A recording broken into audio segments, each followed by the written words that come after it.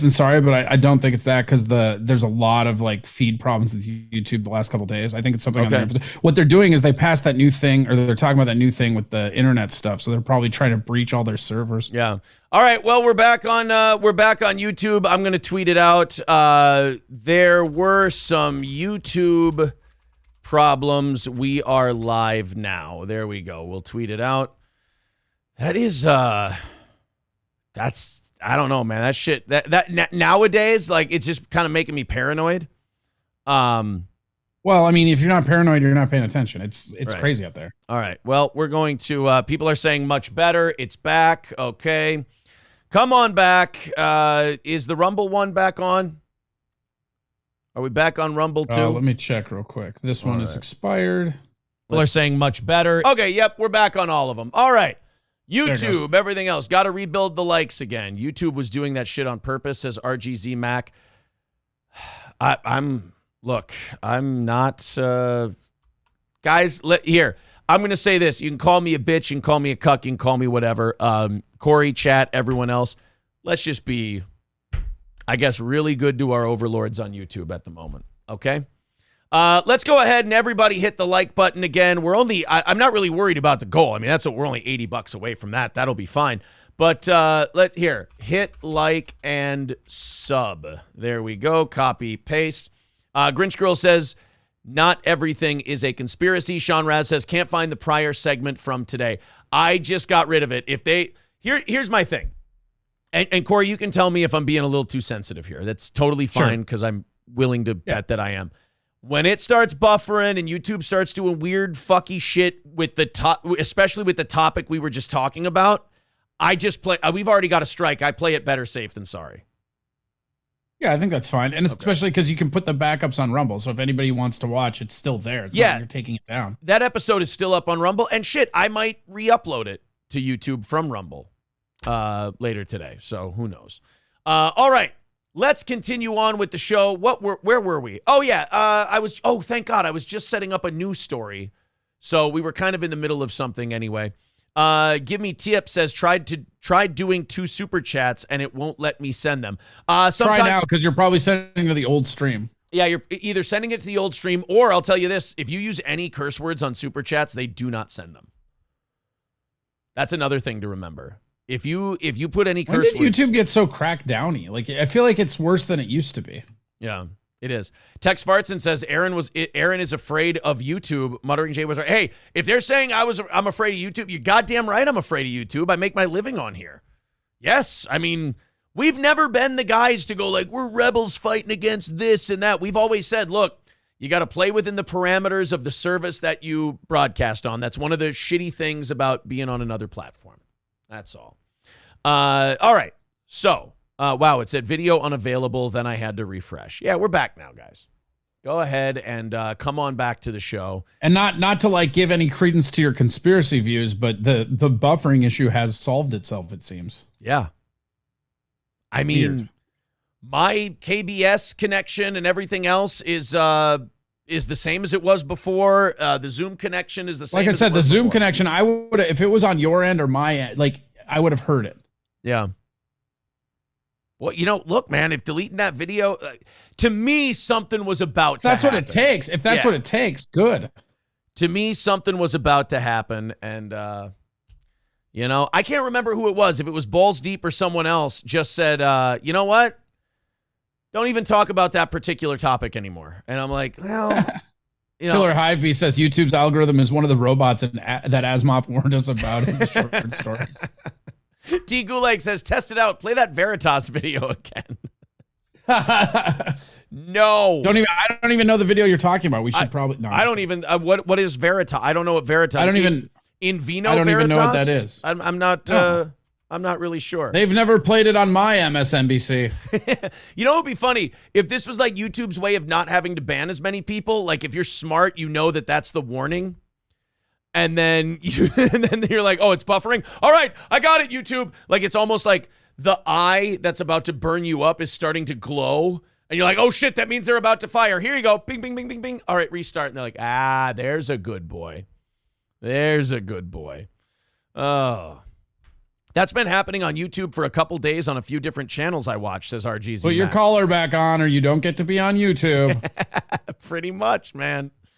Yeah, I just think it's funny that we can talk about like the CIA and Kennedy, but like the moment we go anywhere else, no. Yeah. Somebody said that the buffering started. I just switched over to Rumble. If others did the same, oh no, there was a huge jump. Like the drop we had in YouTube was consistent with the up we had in Rumble. Like nobody left. That's great. What's really funny right now is that on Rumble we have 380. Yeah. And then like it's 200 and some on YouTube. It's just funny because everybody jumped over there and like the numbers are the exact same. Basically. I watched it go from damn near 600 on YouTube down to like 3 something, and I'm like, there's a problem. There's definitely a problem here. All right, guys. Here's what we need to do. We need to gang fuck the like button because we're at 400 on Rumble right now. Yeah, we got to gang fuck that like button because it's good for the algorithm. Make sure you subscribe to the channel, the whole deal. All right, let's get into this then. We were about to, don't worry, guys. You're not going to miss anything because we were in between stories anyway, hanging out with the chat a little bit. John Fetterman checked himself into a facility for depression recently. Now, the guy had a stroke. He's been recovering. So, I mean, getting some sort of depression or mental illness after having a stroke is probably not uncommon. But then again, Corey, you and I said this during that campaign. I'm not sure that the Democratic Party forcing this guy recovering and who can barely like do reading comprehension after a stroke, like pushing him through a campaign and then making him go to the Senate, not exactly the best for the stress of a stroke recovery. Uh-oh, you muted yourself. Oh, shit. No, politics in general. Yeah. Like politics in general is not good for somebody with presidential afflictions, let's say. Yeah. And then we got the weird story that his wife left the country with their children after he checked into this facility. So wait, what? Yeah. Oh, yeah. I heard nothing about this. Yeah, they just got the fuck out of Dodge. I don't know. Crazy. It's just so he checks into a facility for depression. His family leaves the country. And now it started as whispers because we joked about it yesterday. And how, people said, oh, you know what? He's actually brain dead and they're just covering it up because they don't want a Republican to get that seat. Now, first of all, I feel like the governor would have to replace that seat. And I think the governor of Pennsylvania is a Democrat. Josh Shapiro is a Democrat. So I don't know if they'd have anything to worry about there. I also don't believe in America's ability to keep something like that a secret. So I personally don't think he's brain dead, but now I'm seeing articles and shit where people are saying, has anyone heard from Pennsylvania's newest senator at any point over the last 2 weeks? Fetterman, the Hill reports Fetterman is doing well and on a path to recovery, aides say. But it's like he's not crippled. He's not a quadriplegic. He's not in a coma. If he's battling depression, couldn't he just put a video out and just say, hey, guys, thanks, appreciate it, I'm just taking some me time right now. Mental health is most people when they're going through depression, there's always a release or a video where they're talking about how important mental health is. And here's the most alarming part of it to me, though, right? This is a leader. If you check yourself in for depression and you're in politics, shouldn't that be you stepping down from your job? Yeah. See, that's what I was thinking too. Was okay, you're a senator. You're really important. Hey, Walker 2508. We're doing a show. I get it. Corey's mustache is disgusting. It's wait. It is. It's not that big of a deal. We're talking about something else right now. I would gladly read that when we're back to the chat. Just chill out, buddy. We gotta curb the autism a little bit. Thank you, buddy. I appreciate you being here. Like and subscribe. I'm getting better at being a babysitter. I've noticed. Oh yeah. Yeah, a lot of practice. Yeah, but you're right though. This Fetterman thing, if you've got depression so bad that you look, if someone's been struggling with depression their whole life, they can be in the Senate. That's fine. But if you have to check not the House, yeah, right, not the House. But if you have depression so bad that you need to check into a facility, forgive me, but the Senate isn't for you right now. You got. But isn't there?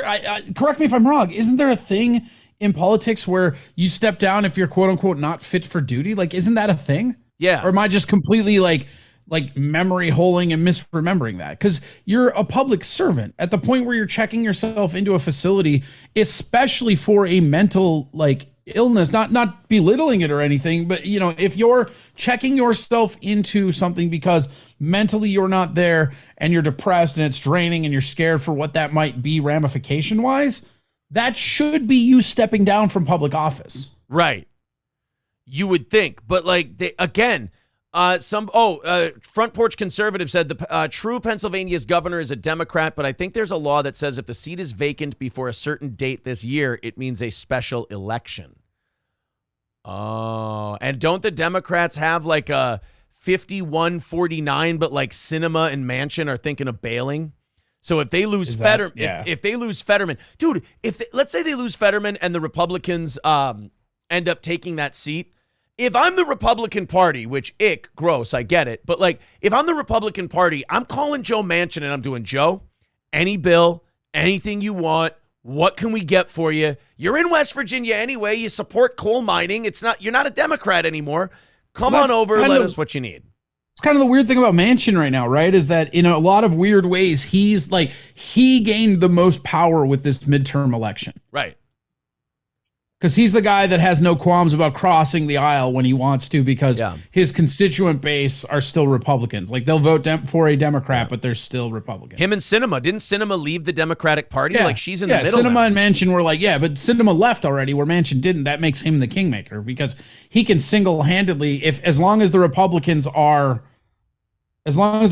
streamlined on what they believe, he can jump over and fuck them whenever he wants, the Dems. So, that Fetterman thing is really interesting. I will keep an eye on it. But, I feel like if you're in that bad a shape, the Senate is not going to make you better. You know? Well, we'll see. Agreed. Sarcasm, knock it off. Quit scaring the shit out of me. $80 away from today's go. Dub, stop it. I fucking hate you guys. This is what I'm saying. They're going to do that. They were doing it. I'm convinced that some of them were doing it to you anyways, because it was like fixing itself. Yeah. Ron says 116 likes. Let's get it up to 200. Shut up, everyone. Stop it. Lemmy says muted, LOL. No. That got me to look. Fuck you. God damn it. I'm like sitting there listening, and you go, fucking muted. I looked right down at my soundboard. No, fuck, they got me. I am convinced, and I know everybody says this, but I am convinced like our audience is one of the funniest out there. Like I spend probably a little more time in the chat than I normally would a lot of days. For sure. We have one of the funniest chats in the game, for sure. Very funny, yeah. Michael goes, where'd Michael's comment go? I want to hear that rare album Red Bar sent you. That's a Red Bar reference, really? You're the first one this week, so yikes, buddy. Read the room a little bit. Shit. Everyone else having fun, another spur going, dude, Red Bar tape, and it's like, yes, because we'll have a listen along. We'll both get cardigans. Michael Ryan says Red Bar loves you. Red Bar should love me. He could learn a lot from this show. He could absolutely learn a lot from Steel Toe. He absolutely should love this show. 100%. I think that would be one of the best judgment calls he's made in the last year. Tom Brady, there was a rumor that he was going to not do football commentary for a year, which is true. He's not going to jump into the football commentary right away. By the way, Freaky Cat, thank you. 356 on YouTube, 413 on Rumble, so about 800. 800 is a great number. Thank you, guys. If you want to watch both at the same time, I ain't against it. So anyway, Rumble keeps going up too. Every time I look, it's 418 now. That's great, guys. Great. Smash that like button, guys. Yeah, like, follow, the whole deal. It also has 85 likes on Rumble. I don't know if their algorithm's the same or whatever. Thank you. So when it comes to Michael, we're all for having fun, buddy. But if you're going to be super spurgy, we're going to have to let you go. Just be a fan of the show. We're having some fun, bud. So Tom Brady and Mods, if he keeps it up, I'm sorry, we got to let the guy go. I think Michael could be a great fan of this show. But, you got to, because the more you do that, the less time I spend with our actual funny audience and the more I just spend doing stories. And that's not as fun. Tom Brady taking a year off from the football commentary stuff. And the rumor was that he was going to take up stand-up. that Tom Brady was going to try and become a stand-up comic and have a one-year career and see what he could do. Now, I don't think that would have been anything that Tom Brady could have like really leaned into and gone anywhere, because all that would have happened is for 1 year, big venues would have booked him and he just would have been telling stories to like 1,000 people because those venues would have sold out. And I know comics hate that, but I feel like also like you're a businessman more than most comics I know. You understand that, like, of course, venues should book Tom Brady instead of a comic very few people have heard of. Yeah, I mean, even if he's the worst comic on the planet, he will sell every seat of that. Yeah, I mean, that the comedy club isn't in the business of like preserving the performing arts. They're in the business of making money. And Tom Brady, I had a comic when I was coming up, he always used to say it's called show business for a reason. Right, exactly. So Tom Brady, there was the rumor that he was going to become a comedian. It turns out whatever rumor got out there got a little mixed up. That's not what it was. Tom Brady they're going to spend the next year getting a roast together for Tom Brady. And the rumor is it's going to be on Netflix. You know how Netflix is doing that live streaming Chris Rock stand-up special this Saturday? Yes.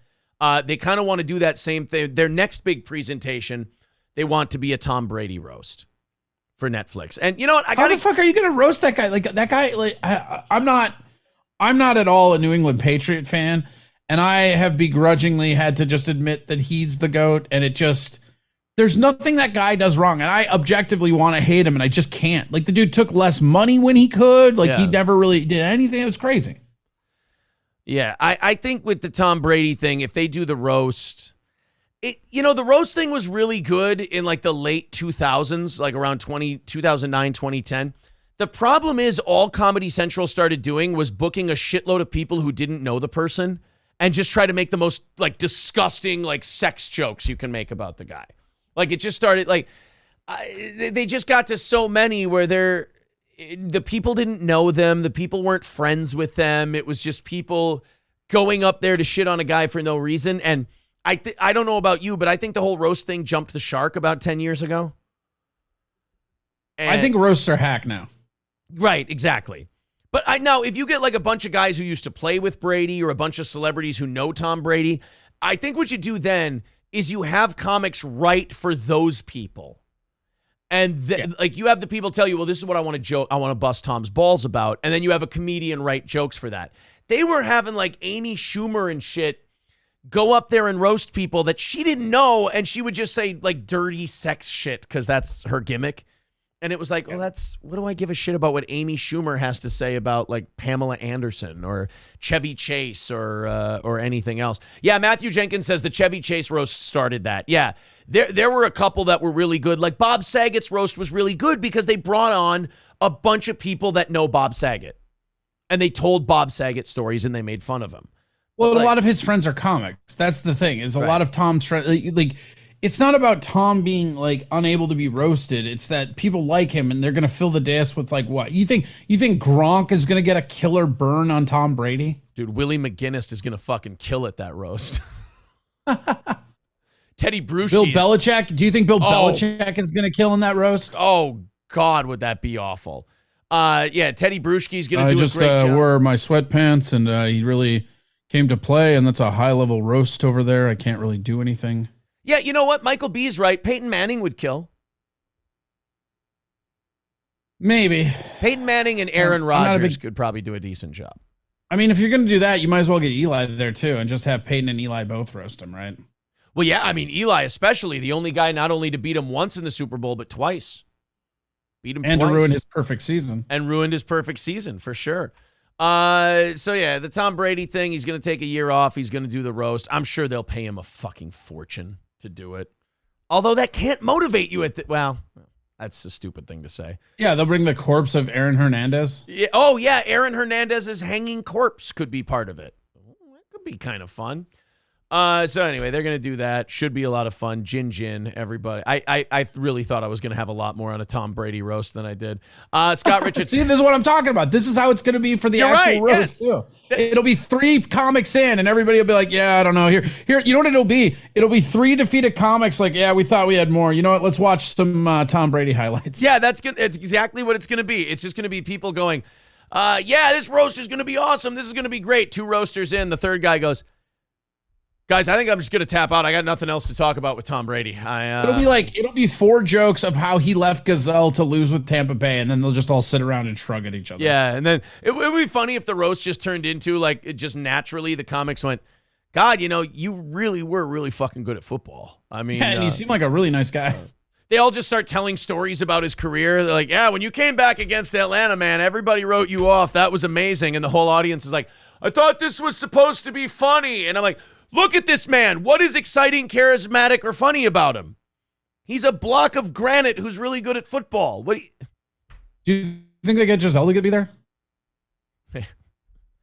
Only if she gets to bring the new husband, I think. Does she get to that would be the ultimate roast. Yeah. How about that? Her new husband roasts him.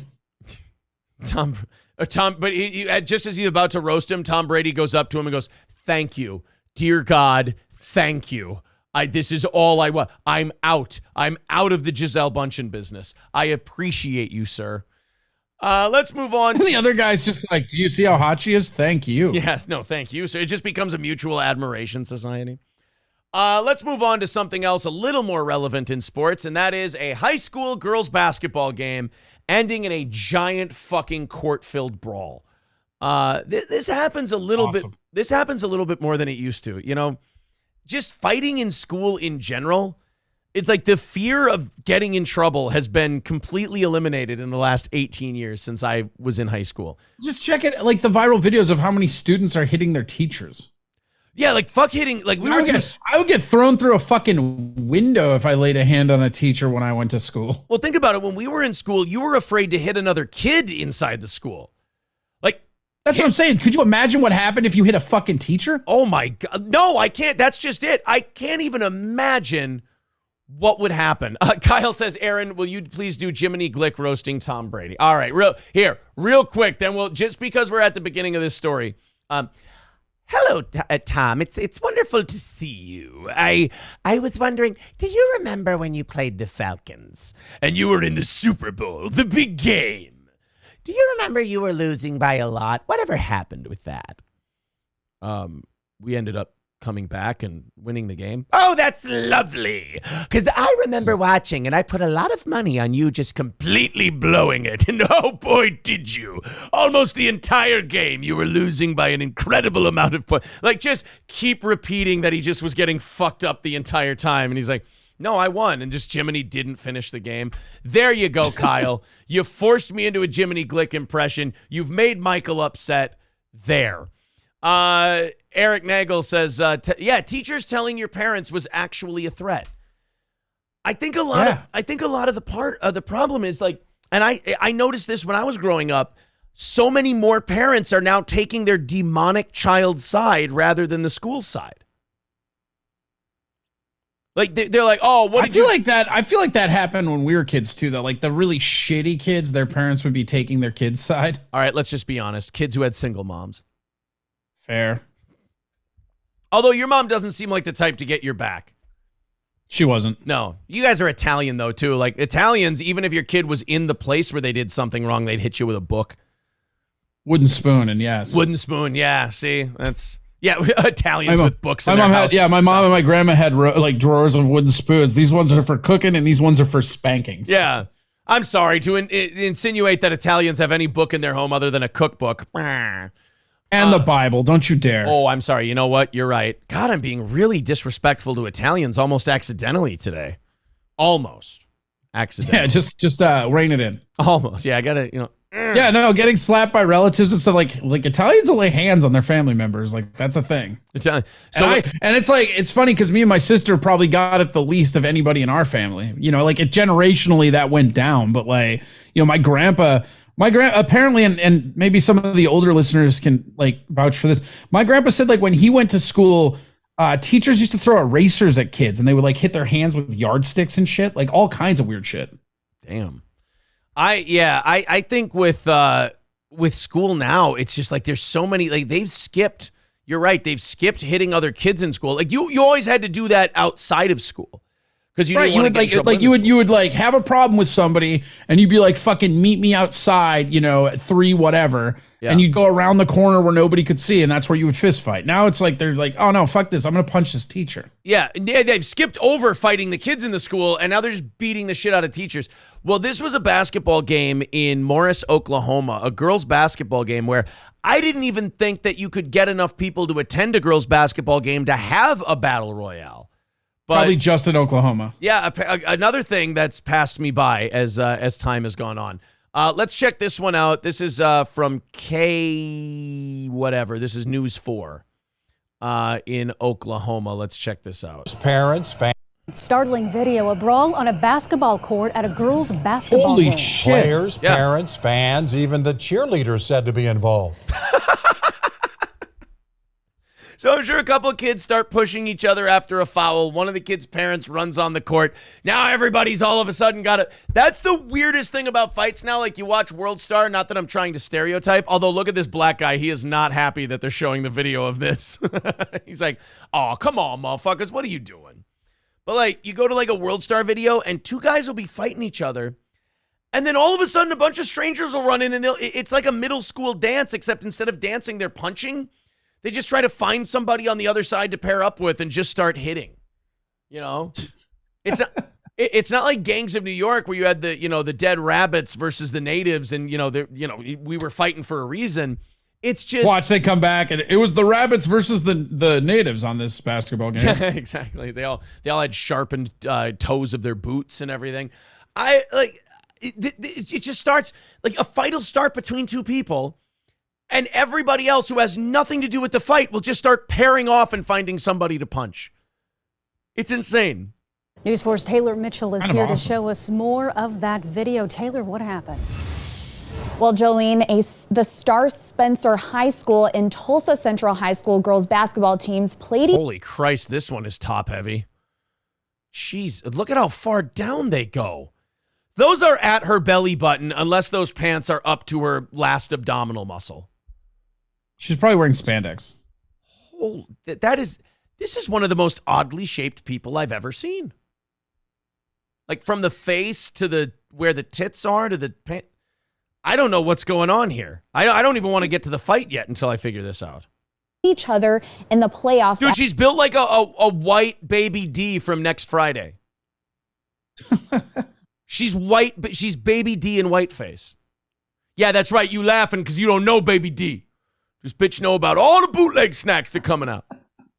At Morris High School Friday night. It's unclear what started the fight, but several people were involved, and a parent who witnessed the fight tells me it lasted about 5 minutes until police arrived to break it up. I have a prediction. I'm sorry to make it about this. I have a feeling, just looking at these pictures, that the participants of the fight, there were very mixed demographics, shall we say. And I'm going to guess that the witness is a white woman. Like the person who talked to the news about the fighting, I'm totally with it. If I'm wrong, I'm wrong, but I know my stereotypes. I'm going white woman for the news witness. And she will say in there how it made her feel. More so than what actually happened. How terrible will she say it is? Oh, just the worst. I bet you she says she's never seen anything like it and that she was terrified. All right, so here we go. Are we going to get the phrase feared for my life? I'm going to put that as the fourth one. That's like the side objective because that I would put longer Vegas odds on that one, but it's a good guess. Here's what I'm going to say. Here's our three main objectives here. White woman witness. She was scared, and she's never seen anything like it before. And then the fourth bonus one, I feared for my life. All right, let's check it out. Let's go. This video shows several players, fans, and parents fighting on the court after the basketball game ended. Okay, I got to be honest, guys. It's a lot less mixed demographic than I thought. This really seems to be of a one-way street, maybe? One player is seen getting thrown to the ground by either a parent or fan, and a woman is seen. By God, look at the way Steiner popped the hips on that belly-to-belly king. By God, Scott Steiner is in there. Actually, it's more Norman Smiley, but you get it. Running across the court to hit another parent or fan. Jeez. Skylar Brooks was waiting for her son's Morris High School basketball. All right. Check one box off.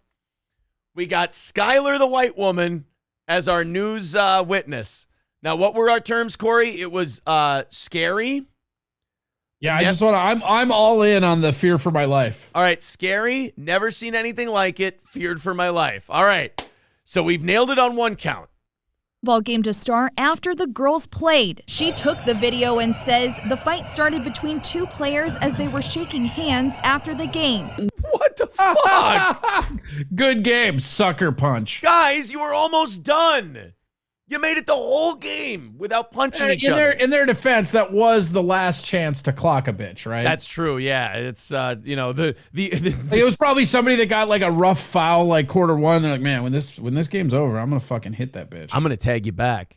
Yeah, the sand was running out of the hourglass, and they were panicking. They're like, I gotta fucking hit somebody. I'm sorry. That little point guard looks like a good mark. Like I said, it started as a fight between two players, and then all of a sudden, everybody else has to jump in and start hitting strangers, which makes a whole lot of sense. At least the kid shaking the hands might have got hard fouled or something. I always, with videos like this, I always want to see the last couple people that joined the like fray. Yeah. It's like, well, fuck this. I'm not going to be the only one not fighting. Right. Like they have no horse in the race, but they just want to fight. They're just like, I got a lot of aggression, and I feel like there's a lot of gassed out people down there, and I could get a good shot in, Most of the players were they're standing back. So yeah, it was definitely, I would say, more of the fans and parents. Brooks says the boys' basketball game continued after the fight, but security and police. Oh, boys. It said in the article, girls yesterday. Yeah, okay. What the hell? So I thought it was I thought it was a girls' game too. I thought that they were shaking hands saying a game. But wait a minute. Look right there on the left side of the screen. That is a female basketball player right there. What the fuck? Oh. Wait, did the girls play before the guys? Did they have a boys' game after this game? I don't know. Officers remained at the game for the rest of the night. There was no security. You're right. So they were shaking hands at the end of the girls' game, and then the boys' game was going to be on after that. Okay. Well, let's see what our witness says. Cops. Tulsa Central won the game against Star Spencer and played the following day, beating Millwood 44-42. And for the remaining games, in fact, Tulsa Public Schools, they had their police there for the game the following day. When we asked the Tulsa Public... There's only two sporting events where I've seen cops lined up in the middle of it before it takes off. Tyson Lewis and this high school basketball game. Those are the only two sporting events where I've watched the cops have to line up before the game, is when Tyson... Do you remember that wall of cops diagonally across the ring for Lewis Tyson? That happened with the Evander Holyfield one too, right? The first one? No, the second one was the bite. The cops. The second one. It was like, I thought one of the Evander Holyfields had the wall of cops as well. They had to get the cops after. Okay. Yeah, they had to get the cops after, and Galata Bow 1, the cops had to get involved because of the low blows. There was a riot afterwards. Because I think the fight was held in Chicago or Brooklyn. It was one of the fighters' hometowns, and there were a lot of Polish people there and a lot of black people there, and they didn't get along very well. And when Galata was hitting Bo in the nuts, everybody started fighting each other. So, yeah, there's World Heavyweight Championship boxing events and high school basketball games in Oklahoma. Those are the only two times I've had to see the cops be involved from start to finish. Public school district, if students involved played in Saturday's game, they told us, quote, while we cannot share information about specific students, we have taken appropriate action with the students involved based on our behavior response plan. Several of the adults involved... A little late on the response plan there, Chief. Well, what are they supposed to do? I mean, to me, Corey, this is like, they're going to have to parse through this footage like it's January 6th. They have fire hoses there. They could have hosed them down and figured it out. That's a good visual. Holy shit. A bunch of black people fighting in a gym, and Corey, hey, Police Chief Corey Adam, what do you want to do? Turn the hoses on him. Like, sir, are you aware of how terrible that's going to look? And he's like, look, it's you get our black officers to do it. The optics are fine. Oh, man. You're on the news the next day because all the officers are like, no, that motherfucker told us to do it. Like, they throw you under the bus immediately. Right, but there's no fight anymore. It's just a bunch of people huddled soggy by the bleachers. Like everybody bitches and moans about, oh, they're using rubber bullets. They're using tear gas. Just use the hose. And then the police officers go to Corey and they're like, well, sir, what if the hoses don't work? It's like, okay, it's fine, guys. Don't worry about it. I mean, we got German Shepherds outside. We can always breathe. Corey, do you not know how this looks? Get me the Molotov cocktails. We'll smoke them out. See, now this is a terrible idea. What? You want kids fighting on a basketball court? I'm giving you rational, real-world solutions here. Corey's out there. Who's in that gym? A Methodist and the son of a bitch. Oh, Jesus. Have been banned from attending any Tulsa Public Schools athletic events for the remainder of the school year. Yeah, they actually had to go through the video and they had to find out who was in the fight. You know who they saw in there, Corey? Who? Baked Alaska and the QAnon shaman. I knew it. They end up at every one of these things. Oh, January 6th wouldn't have happened either if they had a hose. I'm just saying, hosing people down could solve a lot of problems. You know what? Sound cannons and water cannons. They probably could have taken care of that. No, but then they caught Baked Alaska for starting this fight in the gym, and then Baked Alaska rolled over on like 4 other people, and now he gets to go to the basketball games again. Son of a bitch. Central did look like they were missing a few players. I'm assuming they were suspended. Oklahoma City Public Schools tells News 4 spectators of the game were involved as well. Students involved have been disciplined according to our student code of conduct. As always, the safety of our students, staff, and fans is our priority, and this type of behavior will not be tolerated. And I did talk to them. Yeah, for the next time. Yeah, you guys, it's cool that you get this all out while the girls are playing, but we got a dudes game coming up next, so none of this, all right? Guys, put your game faces on, all right? We have an actual basketball game that means something here, and we could really use your guys' help in, making sure this thing stays on the up and up, all right? Let's behave ourselves. I get it. Acting like lunatics during the girls' game, who gives a shit? But the boys' game, let's get our game faces on here. All right, let's see what we've got in the chat. Tune says the cat just wrote parents. Twisted F and Joker says, no offense, I could picture Corey in a cop suit. Weird, an Italian being a police chief? It's unheard of. Never happened. Shades Cal says, I do come from a line of cops, though. Like, my grandpa was a cop. Yeah. Shades Cal says, last word, I suggest Aaron stay out of chat drama. It never works out for the host based on what I've seen. I hope I am not banned for saying that. No, of course not. But just, we try to keep, like, we have a really funny audience. And if people are going to, like, act like 13-year-old autistic kids, like, we just got to cut them loose because that's not who the show's for. All right. Mr. Sane Caesar says, why isn't Eye of the Tiger playing over this fight? Yeah, you've got, like, somebody running the music upstairs at the high school and they just start playing, like, Burning Heart or Eye of the Tiger or the Rocky theme song. Yeah. Eye of the Tiger would be perfect. Yeah, Eye of the Tiger would be pretty good. All right, guys, looks like we've got ourselves a split crowd today between Rumble and YouTube after the stream issues we were having with YouTube a little bit ago.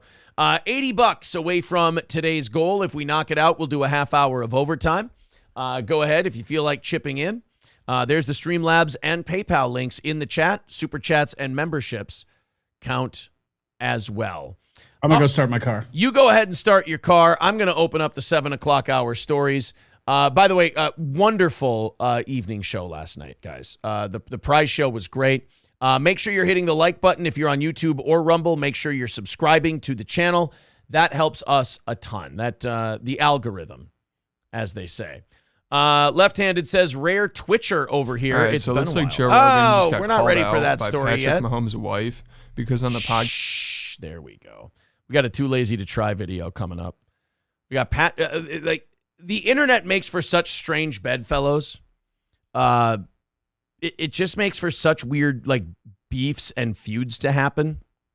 Like somehow Patrick Mahomes' wife and Joe Rogan are now embroiled in a beef. I don't know what that looks like. I don't know why we're like how it happens or whatever. I'm very interested in how it happens. But at the same time, Brittany Mahomes and Joe Rogan should not be crossing each other's field of vision, as it were. Thank you very much to The Mood for $11 over on the Super Chats there on YouTube. Appreciate that. We'll talk about that a little bit later. However, we got, the Daily Beast locked me out of one of the articles. Son of a bitch. Today's just been a very weird day, organizationally, as it were. All right, remember to hit the like button. Let's get that back up there on YouTube. Again, great for the algorithm. Carlos says anything where Brittany Mahomes is losing is great. The thing about Brittany Mahomes is, like, she shouldn't even be in that world. And, like, I don't, people always use this winning and losing thing. Like, there's no losing for Brittany Mahomes. She's married to Patrick Mahomes. She has no She already won. Right. She has no discernible skill or talent. She had his kid. If she's mentioned by Joe Rogan, she's winning. Like, if she's in the news in any way, that's what she likes. Like, they enjoy, people like her enjoy kind of being wrapped up. Shut the what is going on with everything today? Unbelievable. All right. Kids, she just had a baby boy. Oh, she's got 2 kids already with him? Holy shit. They move fast in the Mahomes household, that's for sure. But before we get to any of that stuff, Corey, we have more news out of East Palestine, Ohio. Uh-oh. Look. Is it a sequel to the movie White Noise? It is. It's a sequel to the train derailment. We've got, I know that people have not only denounced the train derailment, but they've also been pretty upset about the response to the train derailment. And let's just say God, don't tell me. Don't tell me. The continued decisions that they're making in the response. If you're somebody who believes that this is intentional somehow, or that this is all part of a reset, or that this is all part of some plan to just fuck things up in perpetuity so that mass changes get made, this next story is not going to help. So if you're looking to me and you're going, hey, Steel Toe, hey, Aaron, hey, Corey, do me a favor. I'm feeling a little weird today. I'm feeling a little conspiratorial. I'm feeling like the walls are closing in and everyone's watching me. Make me feel better. You came to the wrong episode of Steel Toe, because the newest news out of Ohio is they've chosen an incinerator to take all of the polluted and contaminated items and What? They're going to take all the polluted and contaminated shit and they're going to burn it again. What? Yeah, you see, Are you fucking kidding me right now? The whole reason this was a big problem is because all of that vinyl chloride got set on fire and they released it all into the air. Well, now their answer to making acid rain is to make more acid rain? Sure, because then you can have acid rain and you can blame it on climate change and then you can take away everybody's cars. So they've decided in their infinite wisdom that the way they're going to fix the problem of burning off all this pollution and causing things to get contaminated is to set on fire the stuff that got contaminated from when you set the stuff on fire. You know, there's an old saying, Corey, if you burn it long enough, something will go away. God damn it. If you set it on fire enough, eventually it'll die. Let's go ahead and check out this story. This is from Channel 21 News in Ohio, the NBC affiliate there. The Heritage Thermal Incinerator has been under the EPA microscope for years. They've been and not only are they going to set it on fire. Holy fuck. They're going to my God. They're going to set they're going to set the shit on fire at an incinerator that has been deemed environmentally questionable for years. Fuck. This is the best story God ever. damn it. Like this, like, I get, fuck. God damn it. Fuck. So motherfucker. I get that people hate conspiracy theorists, right? Yeah. Everybody gets mad at people. Oh, you're just a crazy conspiracy theorist. But at some point, it kind of just seems like they're pandering to the conspiracy theorists, right? Like there comes to be a point in all these stories where I root for the conspiracy because I'm like, I cannot afford to believe that the people in charge are this fucking stupid. I need them to be smart. I need this to be a conspiracy because at least then there's evil, smart people in charge instead of the dumbest human beings blindly leading us around with no idea where we're going. There's no way this ends up worse, right? Dude, I'd rather get to hell on purpose than by accident.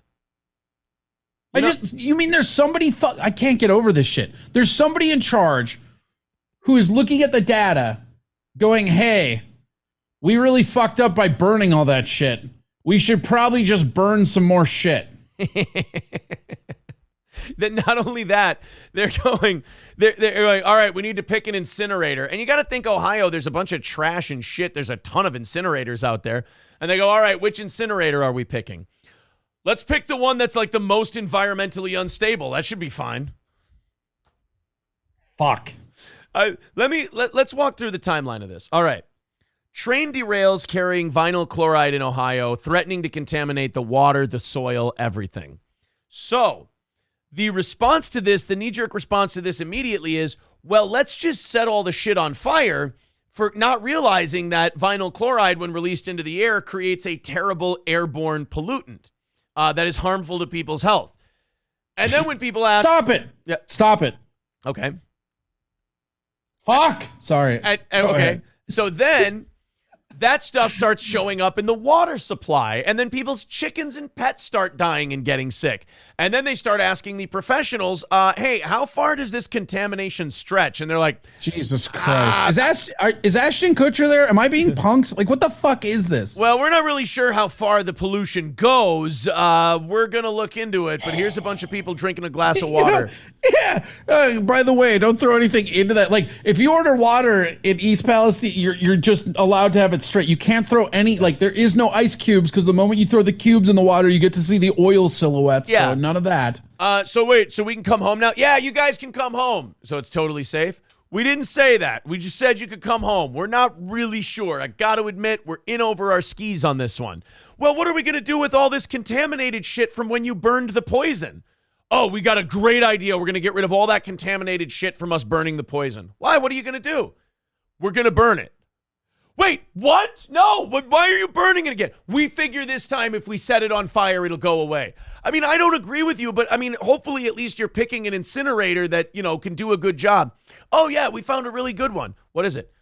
Jake's incinerator. They've been under EPA investigation for 4 years.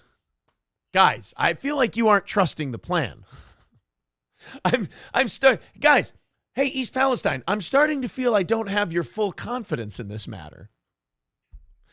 One of the conspiracy theories I read early on when this happened was that they were covering up for aliens.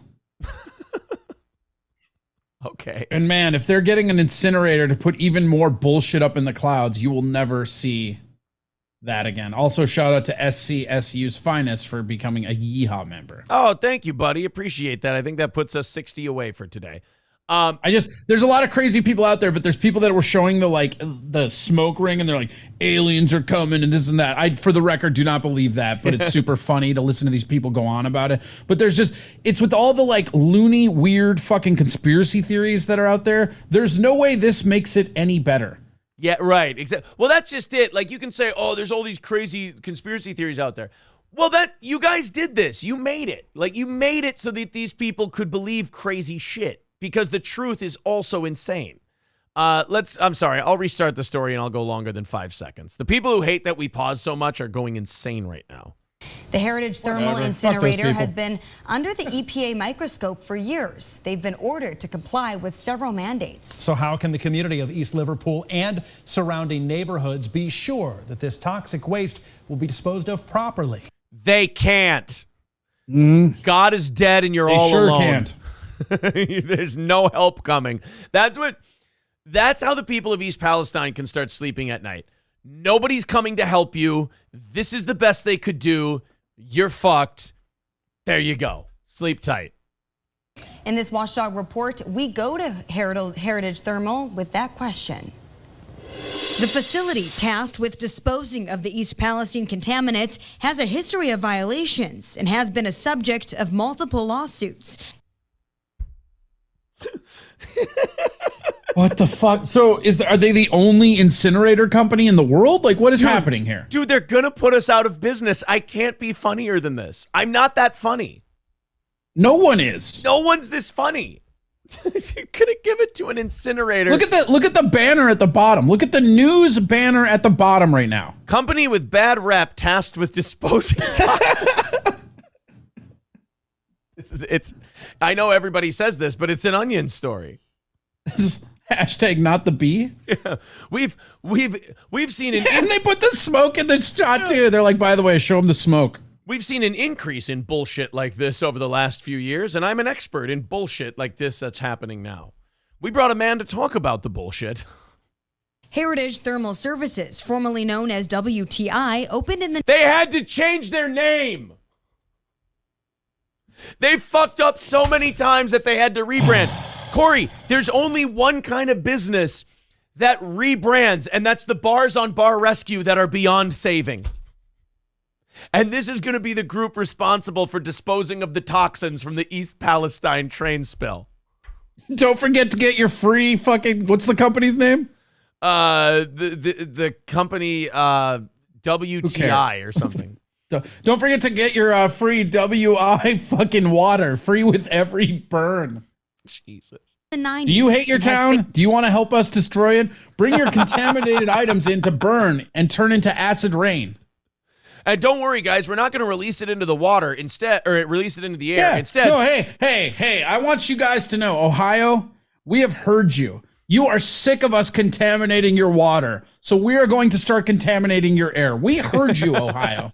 We're not going to contaminate the water with this one. Instead, what we're building to get rid of these contaminants is a giant exhaust tube that's going to stretch from here to right into the heart of downtown East Palestine. Don't worry, guys, we're going to pump it right into your businesses.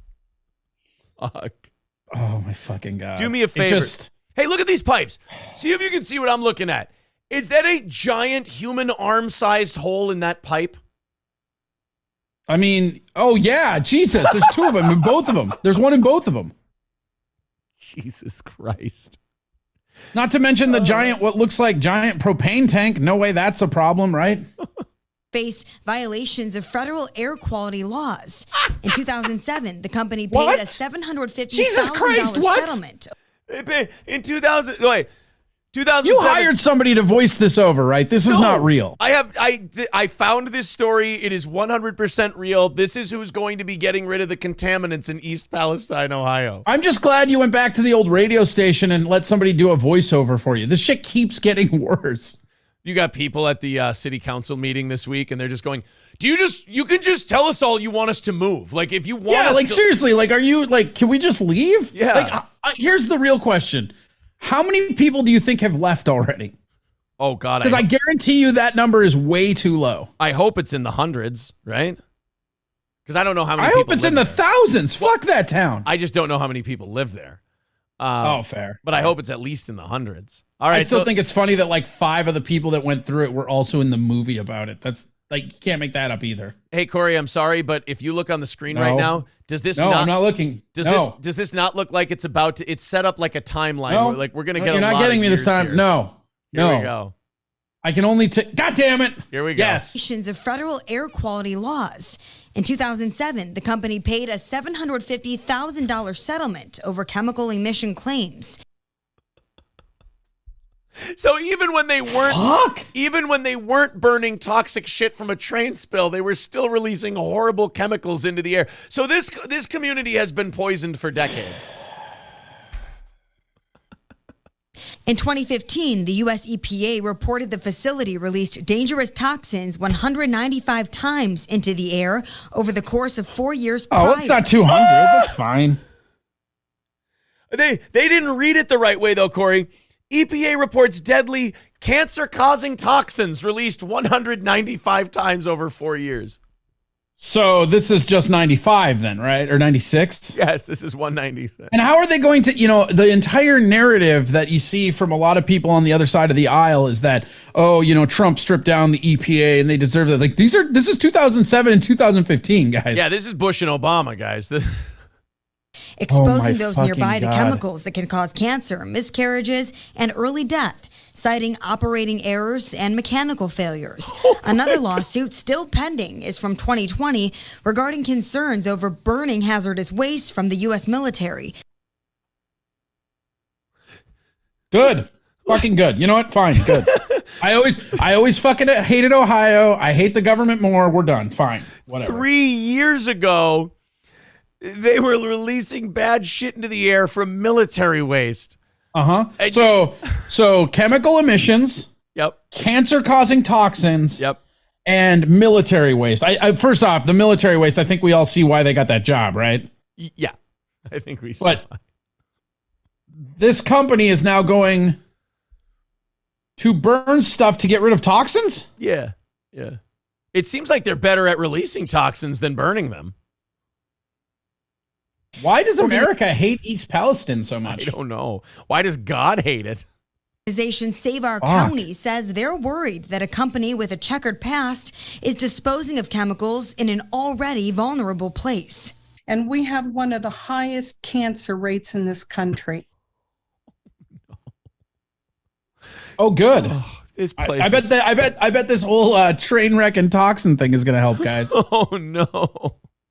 We've had enough. John just said so they don't fix anything, they just pay out. Right. So what's the over under for how much they're going to pay out in a year because of this? 70% of whatever this contract is. Sounds like good business to me. Let's go. Sacrificed enough. I asked Heritage Thermal how they will assure the community this will be done safely. They just sent me a picture drawing of a middle finger.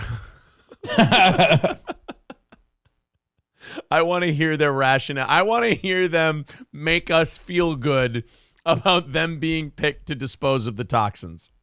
The company responded with a statement saying, in part, they are fully permitted to manage materials from the derailment. Isn't that the problem?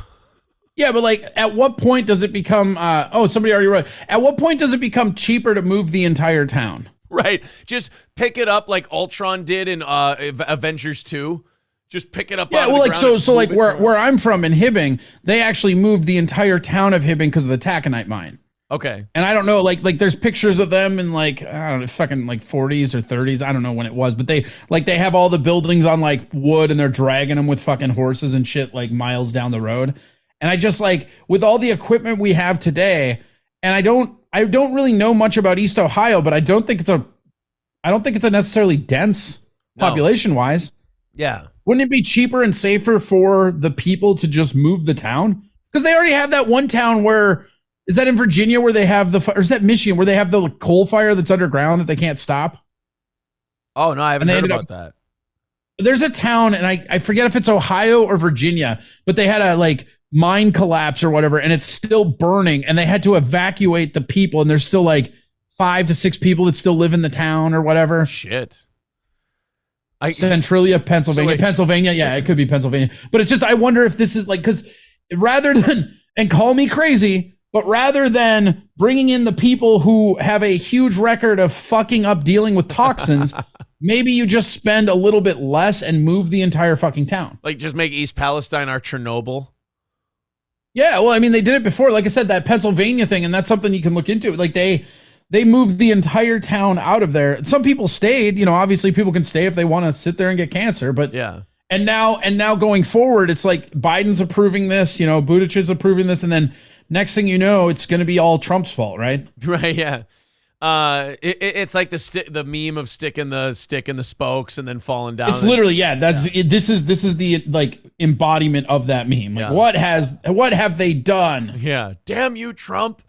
So you're saying that take everyone from East Palestine, have them gather their belongings and move out and go to a new home. So since it has the highest cancer rate in the country, I just think it would be safer for the people if they have the highest cancer rate in the country. The water's fucked, and now they're about to fuck the air even more. So that you want them to pack up all their shit, move into a new home.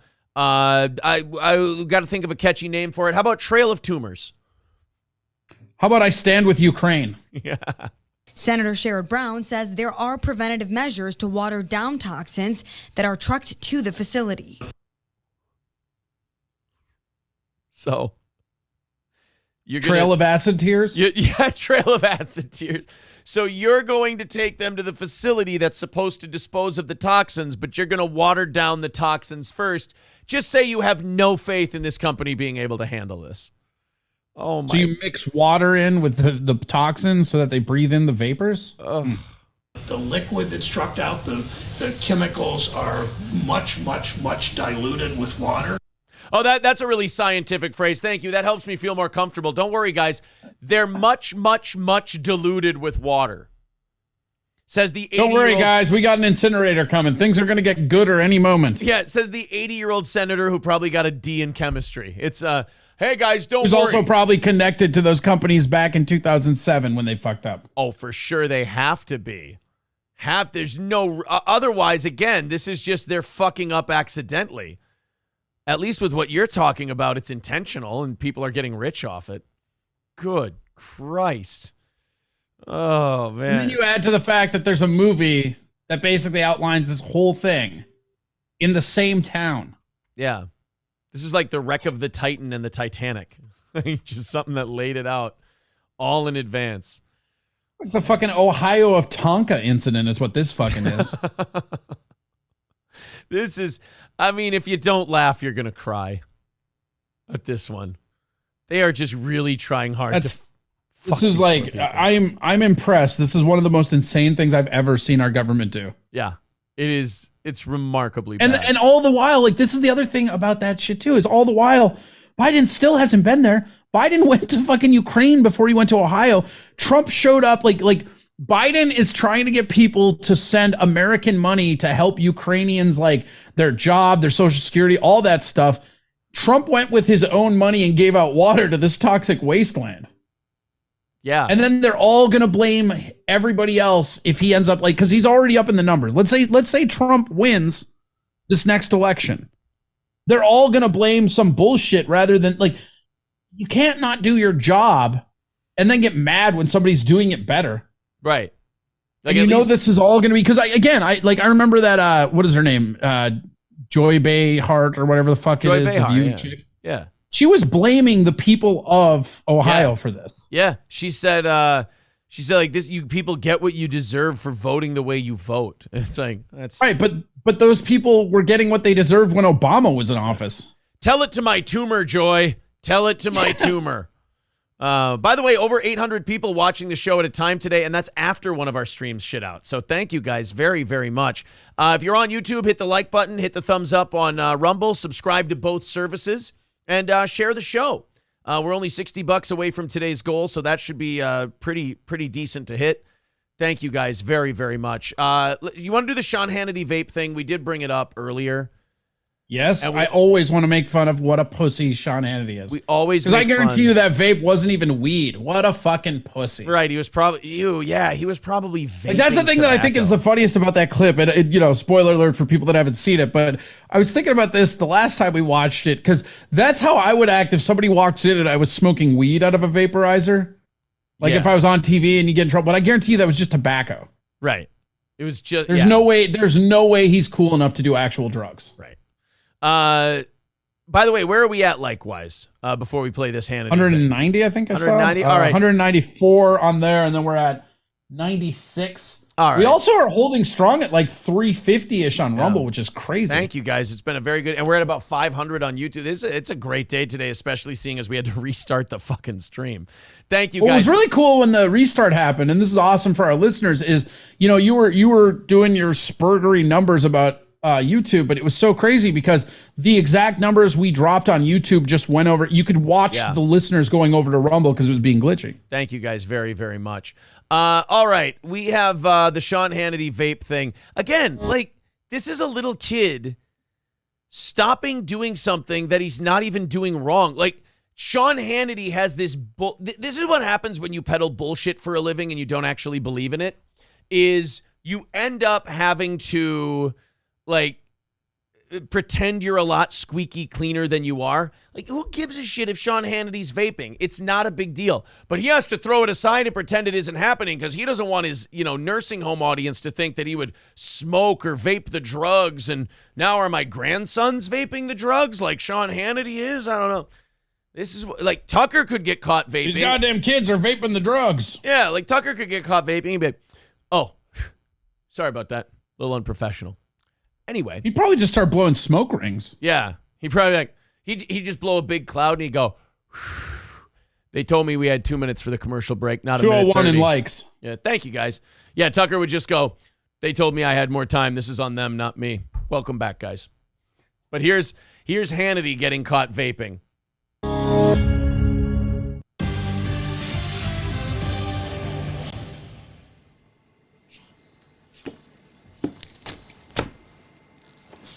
Uh-oh. I love the That's my favorite. I love the producer. Sean. And like he clearly turned his earpiece off so that he couldn't hear he was coming back. Because I like quiet when I vape. By the way, could he look like an older district court judge when he's vaping? Dude, he was like doing a crossword puzzle. Yeah. Do your Sudoku, old man, and then hit your vape.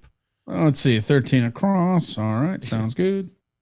If you want to get kids to not vape, show them Sean Hannity vaping.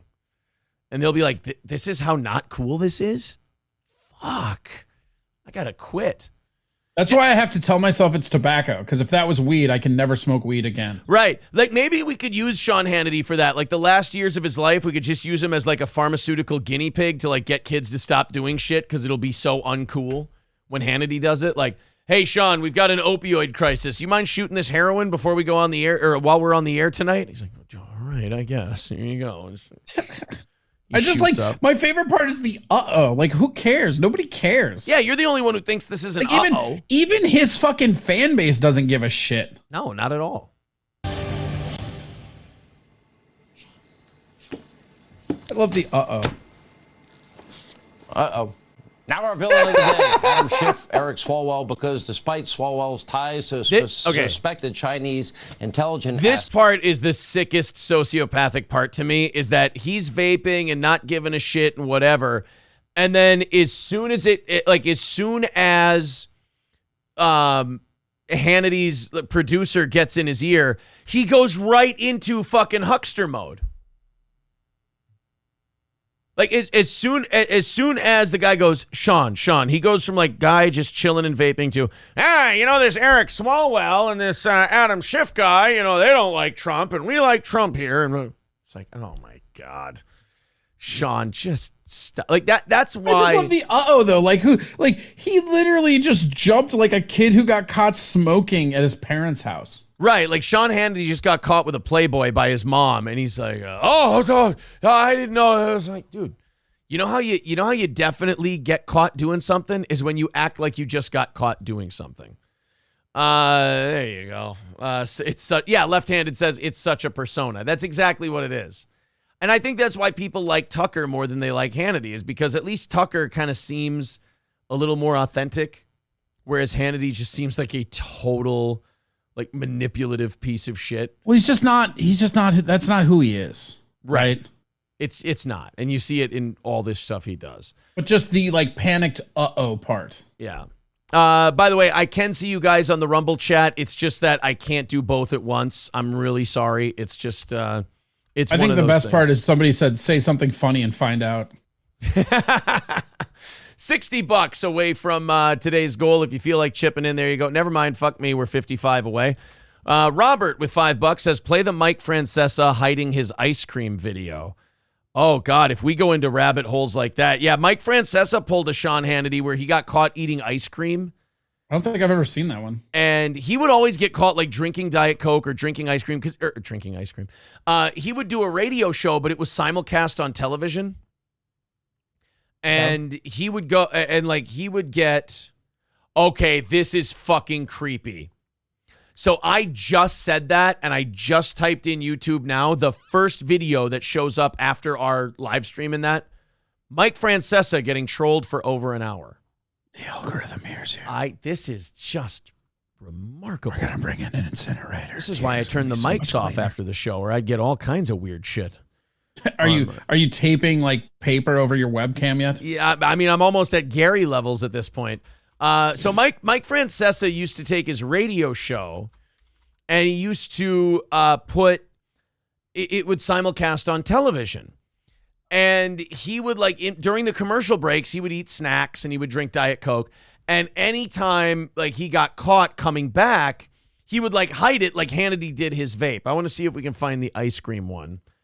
Doesn't want you to know he eats ice cream. Yeah, here we go.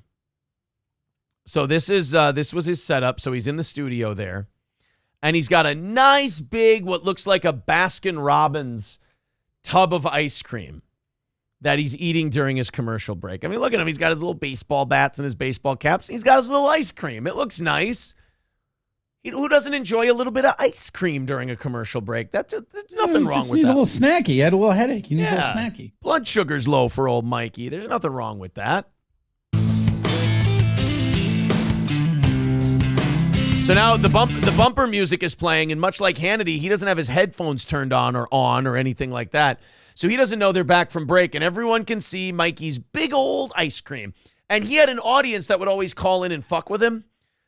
So he was one of these people, and this is like pre-super trolly internet days. He didn't understand that if you tried to hide the thing, you made it worse. But if you embraced it and made a joke about it, Brendan Schaub doesn't get this either.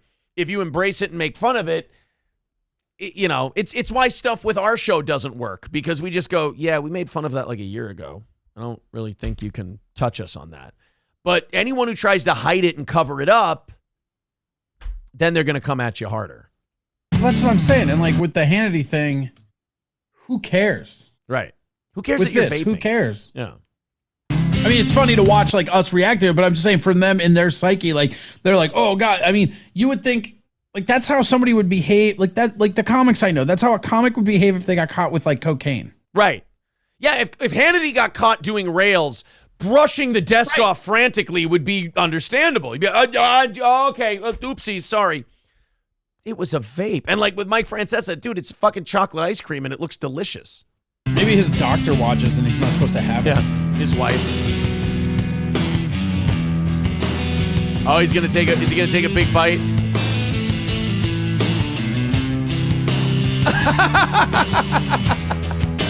On a delay, hold on. He tried to cover up his ice cream with a little piece of paper so that people wouldn't see his ice cream.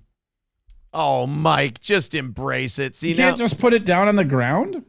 Yeah, you got to have a garbage can right by you. Oh, that's just it. Mikey could not part with his ice cream. He wanted to eat it later, so he couldn't just that was dump for it. later. Yeah, he couldn't just dump it in the garbage. He had to cover it up. Oh, Mike. And then he puts a graphic up so that nobody can see his ice cream.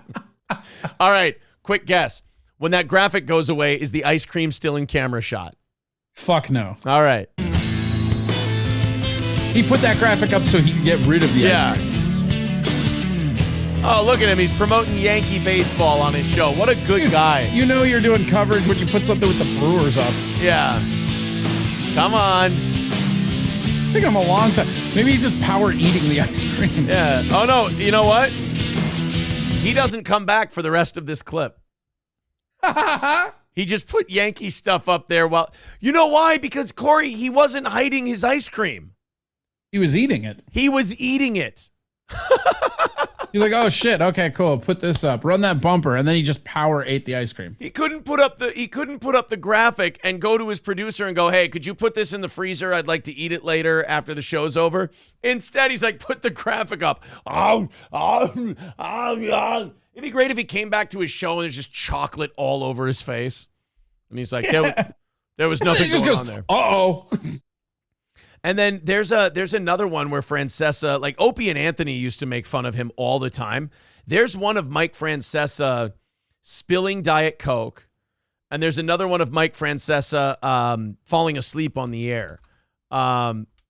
Here we go. And then people would call him for months after this, and they would oh no. So not only do we have Mike Francesa spilling Diet Coke, but then we have him defending Diet Coke on his prank phone calls. We got a few of these. Mike Francesa is always a fun watch.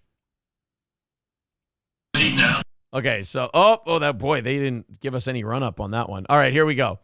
Mike Francesa's on the air. He's got his open Diet Coke next to him on the table there.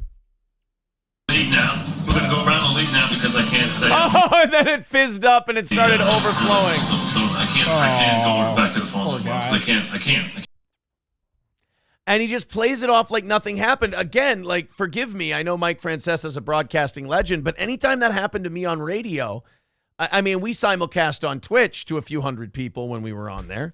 And I remember whenever I spilled something, I would just address it. I would go, oh, boy, there we go. Okay, just spilled something.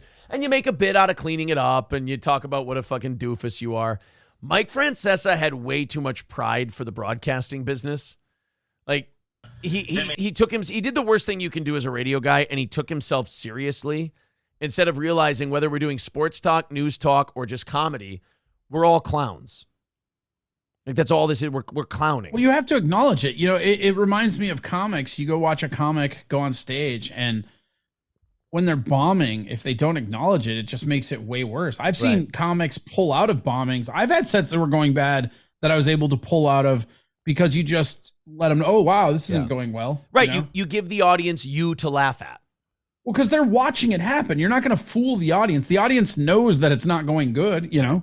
Or in this case, like, they all saw you spill the Diet Coke. Right. Have some fun with spilling your Diet Coke. Oh, shit, I spilled this. Whoops. So now this is Mike Francesa defending his Diet Coke. Jimmy in Queens, what's up, Jimmy? Hey, Mike, I got 2 bones to pick with you. Okay.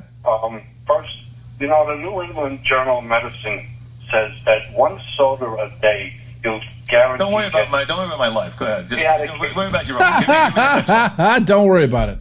See, like, I get made fun of for my first fight. That's very funny. We laugh about it. We get made fun of for, the fact that we have a goal every day. We got to raise money to keep the show on the air. It's listener supported, and we embrace that. We go, just a bunch of filthy e-beggars over here doing a show.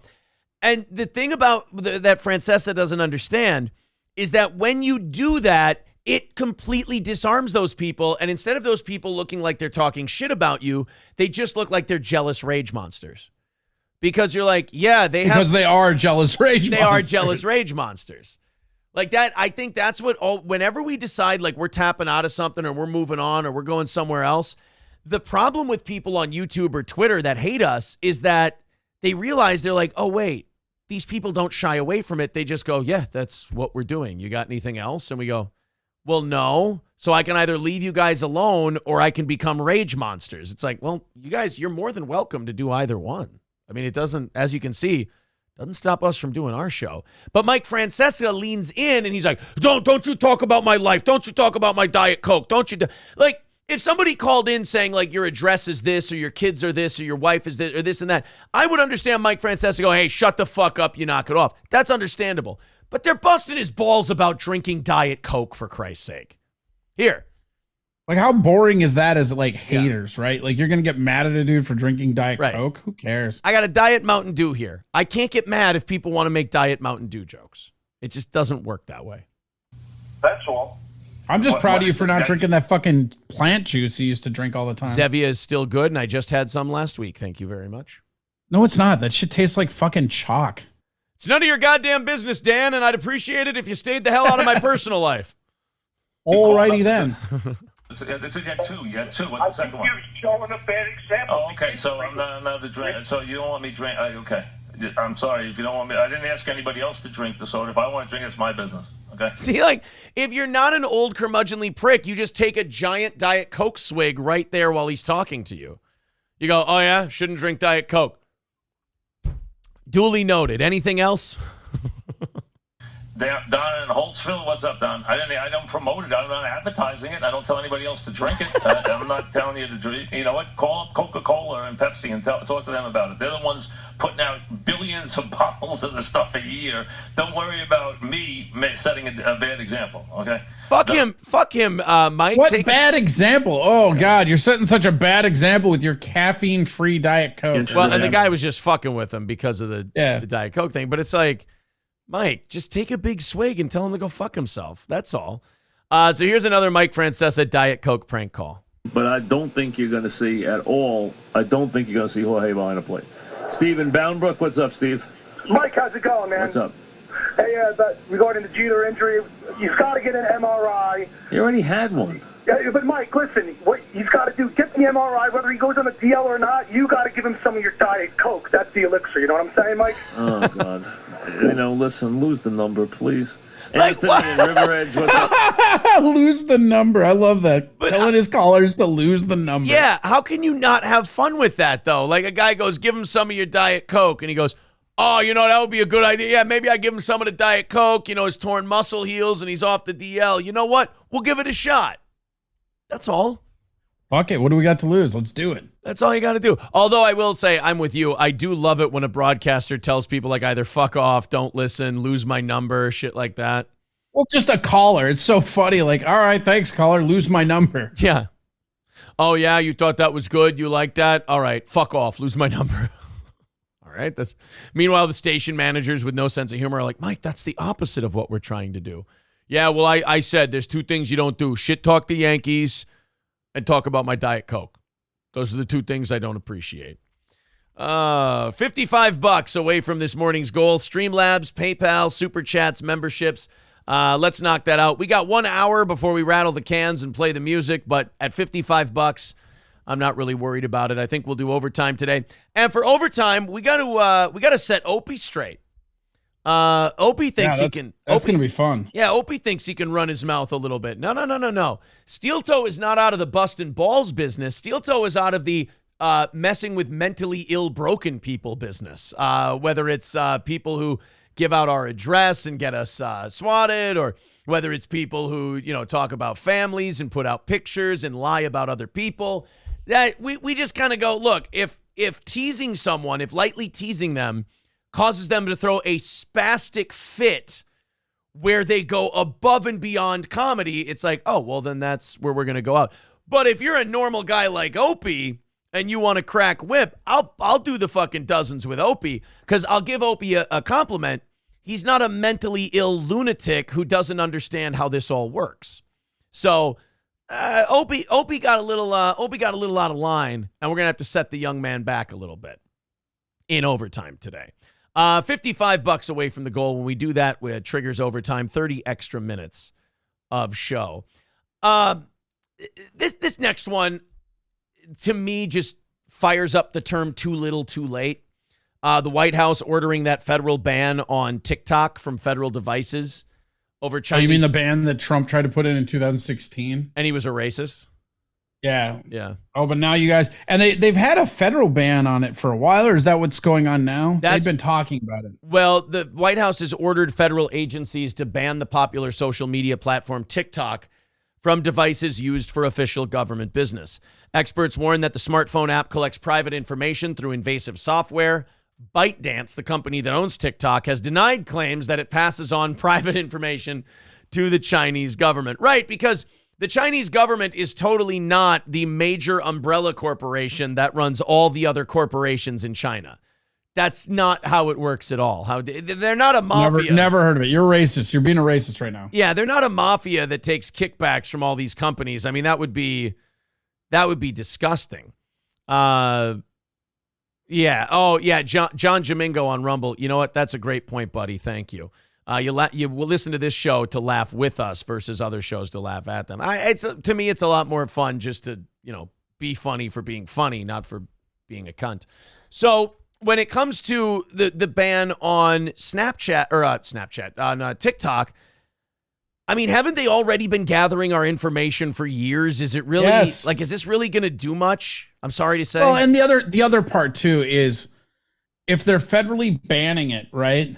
That means that they're banning it on federally, like why are you on TikTok on your work computer? Right.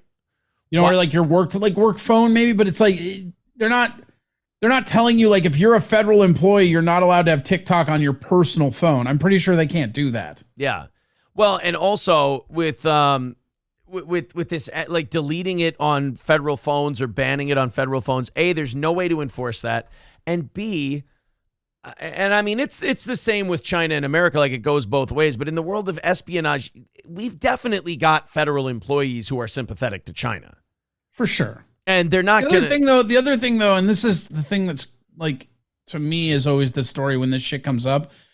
Yeah, we're concerned about China. I get that. But do you think Facebook isn't logging your information? Twitter? All these other ones that Snapchat, they're saying the algorithm is getting more intense. It's weird how they target TikTok, but they don't do anything about Facebook. And Facebook, you can go on YouTube and type in like how to mask your data from Facebook. And there's like 17 different scroll through menus that you can go through, and all the settings you have to shut off to get it to not spy on you from your own phone. And it just, when you're on a social media, it's going to be collecting data. That's just how it is. Yeah. If you think there's not Chinese people that are people that are sympathetic to China on YouTube or on, you know, Rumble or on Facebook, like they're everywhere, man. Yeah, as far as like sharing data and sharing information, like banning TikTok is not going to stop it. Like if you're any good at, you know, espionage or anything like that, you don't need a home cooked app, a Chinese app to gather information. Like, yeah, you can do that. Everybody needs to be buying American. That's the moral of this story. Yeah, right. I mean, when it comes to getting spied on and espionage, you need to be buying like domestically. If you don't think that we're gathering every ounce of data that China cranks out of their own private internet, you're insane. We're gathering everything out of there that they're doing. They're gathering everything out of here that we're doing. TikTok is, I mean, the only thing about TikTok is it's a great way for the Chinese government to divide America and just, show how many crazies. Well, it's a culture war. It always has. There's a reason why, and there's been articles on this over the years, but there's a reason why all your Tide Pod challenges or like break-in challenges or door kicking challenges, those all start at TikTok, and those aren't being started by some kids. Right. Exactly. Experts warn that the smartphone app collects private information through invasive software. Yeah, and again, we've known that for a long time. So, I mean, what's the, why? That's just it. Why now? Why now? Hooters Girl says, I have a government phone, and yes, my work can tell which apps you have on your phone and will tell you to remove them. Okay, well, at least there's that. But again, I don't know if it's going to stop data collection. But that's your government phone. That's what I'm saying. They don't tell you what to do on your personal phone, right? Right. Yeah, you can still do whatever you want on the personal. Like, yeah, if you have a government issued phone and you're working a government job, you shouldn't be on fucking TikTok or Facebook on that phone anyways. Right.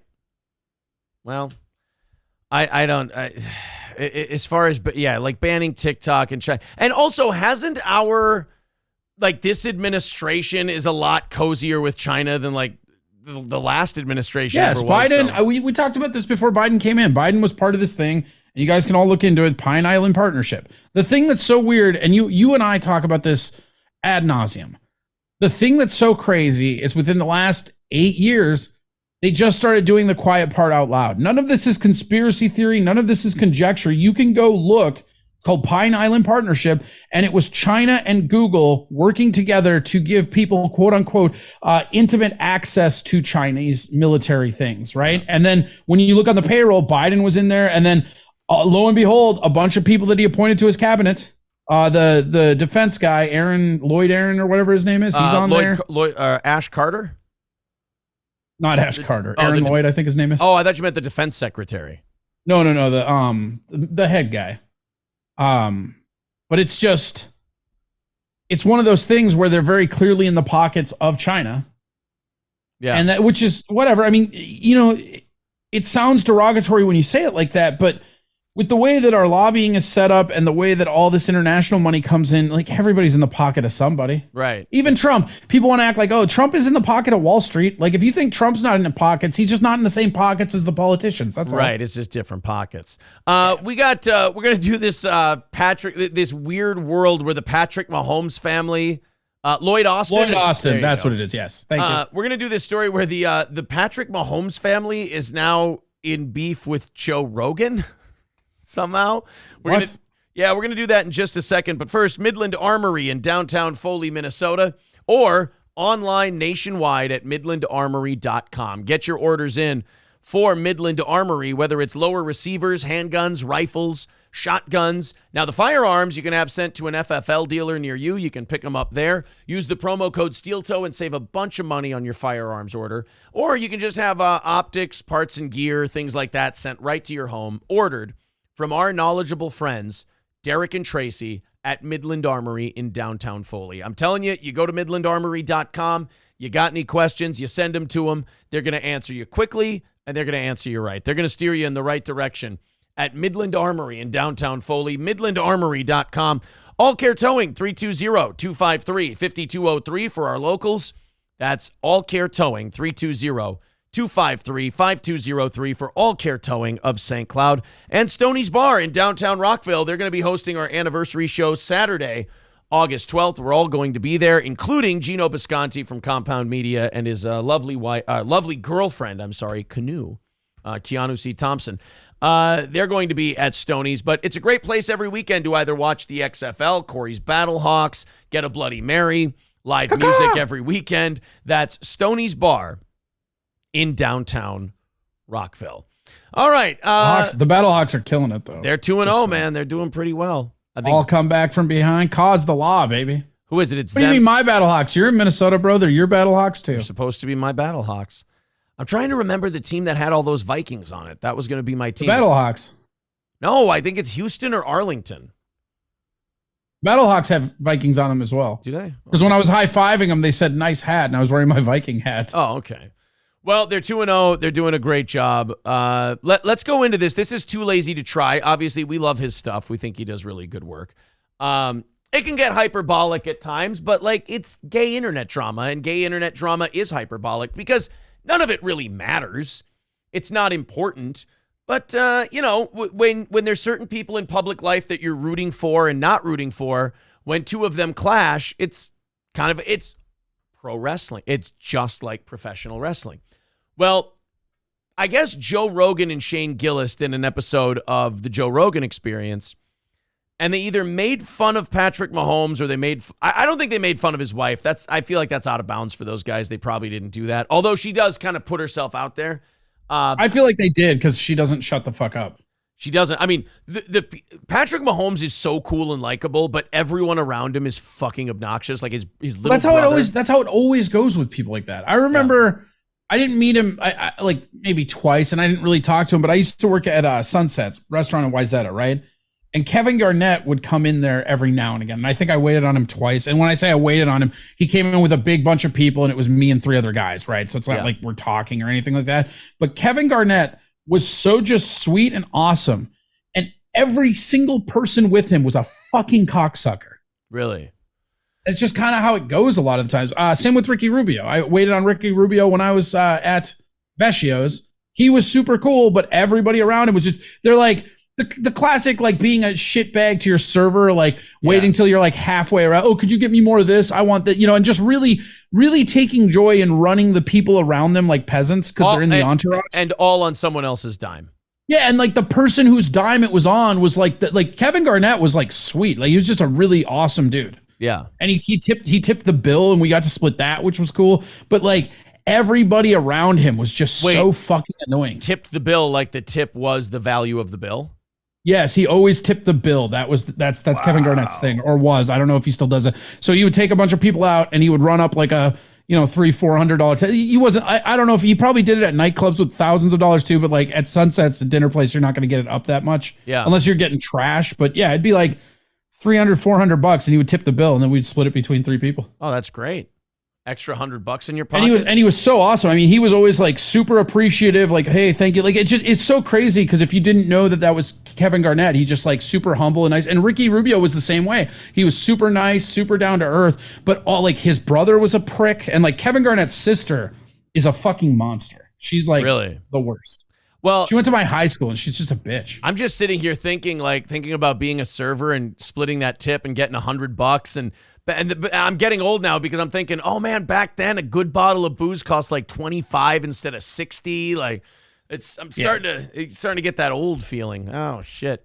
Well, I guess Joe Rogan and the Mahomes family are having a bit of a spat. I'm sure it's one way. I'm sure Joe Rogan doesn't give a shit. But Brittany Mahomes decided that the best way to counter her remarkably unlikable personality and reputation is to be a cunt to the most famous and most well-liked broadcaster in the world. This would be like if somebody had this would be like if Paul McCartney had a bad reputation in the 60s and he decided to fix it by shitting on Walter Cronkite. Yeah, fuck that guy. Yeah. Walter Cronkite's a piece of shit, mate. And you're like, Paul, this isn't going to help. People love that man. The polls came back, and everybody hates you more than Ringo now, Paul. Or it's like when Malcolm X, like everybody, like white people liked Martin Luther King, but they didn't like Malcolm X because they saw him as too radical. And then when JFK got killed, they asked Malcolm X about it, and he goes, you're asking me to be sad. I'm not sad. I believe it's America's chickens coming home to roost, and as an old farm boy, chickens coming home to roost never made me sad. In fact, only made me glad. And everyone's like, yeah, this is not going to help with the whole everybody thinking you're an asshole thing. This is not, like, even the Nation of Islam suspended him after that. Like, dude, you've gone too far. Like, for the Nation of Islam, you've gone too far. And the Nation of Islam would go out there and preach, the white man is they're all devils. They're all trying to divide and conquer the black man and everything else. And then they go to Malcolm X and go, dude, we believe you're being unreasonable. And you got to sit a few plays out.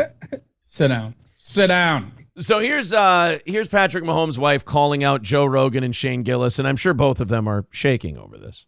Like Joe Rogan just got called out by Patrick Mahomes' wife because on the podcast he did last week with Shane Gillis, Ari Shaffir, and Mark Normand, Shane brought her up along with Patrick's TikToking brother, who is the most insufferable person alive. Like, this kid is just the worst. Oh, yeah. I mean, no, Jackson Mahomes is...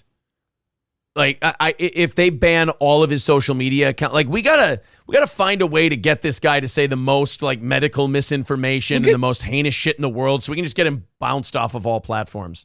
Look at how annoying they both just look. I know, they both look like, and first of all, look at how likable and chill and decent, like the guy who, that's the problem. I was thinking about this when you were telling the restaurant story.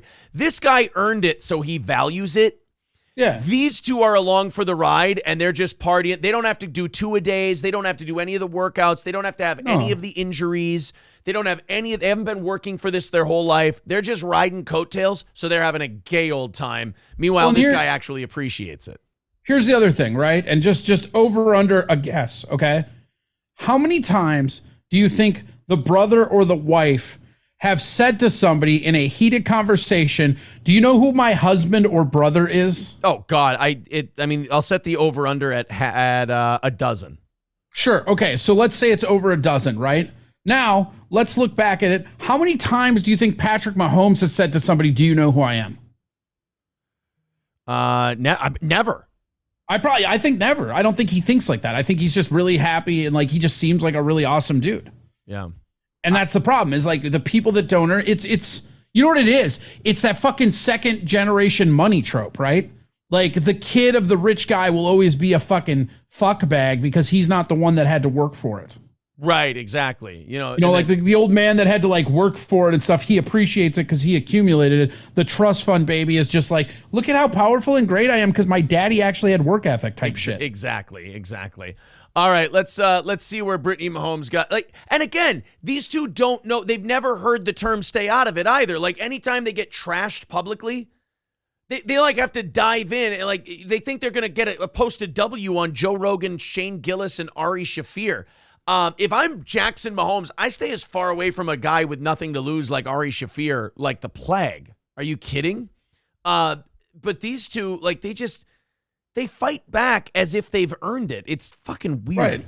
Like they talk like his wife, legit. I've heard her like talking in interviews and she talks like she's the one throwing touchdowns. Right.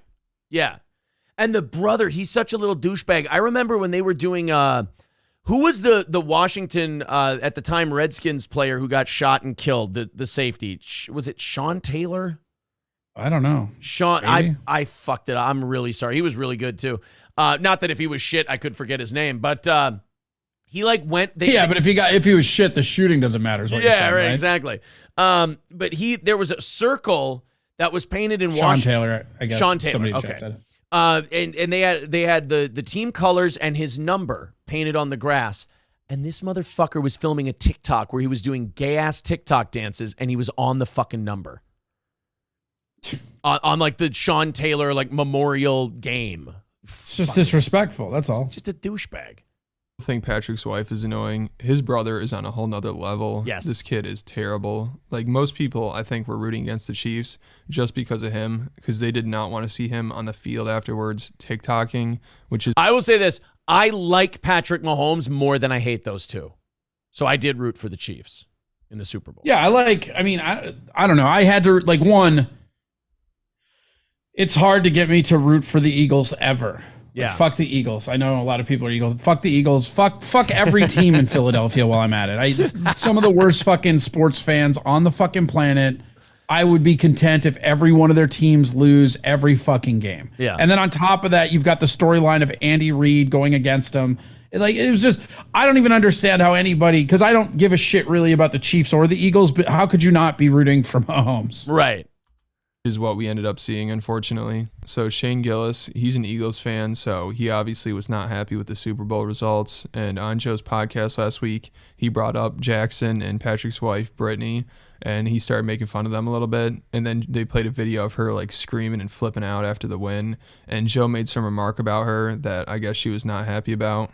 Whew. How about that Mahomes? He's good. No. Sorry. I like, you know what I like though? I came around on Jackson Mahomes. Who's that? The brother? His brother that does TikToks, and his wife, his annoying wife that screams. Oh. I love that. Think about that, though. Patrick Mahomes, on his way to becoming one of the greatest quarterbacks of all time. And how is his wife and brother known? Oh, his annoying brother and then his wife that screams all the time. And those two act like they deserve fame. And that's their designation. It's remarkable. It's amazing. Patrick Mahomes deserves to act like they do, and they deserve to act like Patrick Mahomes does, and it's completely flipped. That's kind of the whole, what I'm saying, the whole like dichotomy of like entourages, right? Yeah. Because the person that earned it is always, not always, but usually pretty chill because they know how lucky they are and they appreciate it. But the people around them are just cosplaying like they are them. Right. Oh, yeah. Everyone hates on them, and it actually makes me happy. No, they're fun. His wife, have you ever seen this? I don't watch TikTok. Patrick Mahomes is the best quarterback. Well, second. Jalen was obviously MVP. Oh, that hurts. Should have been. But unforced fumble was tough. Patrick Mahomes has a wife that's just wild. She's up in the box. She's like, films herself. It's her and his brother. His brother does like TikToks. And Patrick's obviously, he's the man. And then he's got a crazy wife and a brother up in the box, like, doing all this shit. And his wife's up there like, you thought you were going to beat us? Think again. Right, like she screams like she's a fucking player on the team. Best. Forcing everyone like Bert to fucking be in a video. That's what I was saying. Like, she talks like she's throwing the touchdown. Oh, yeah, she's a lot. She's a lot. Whoa, Jesus. Problem is they keep that same energy when you get divorced.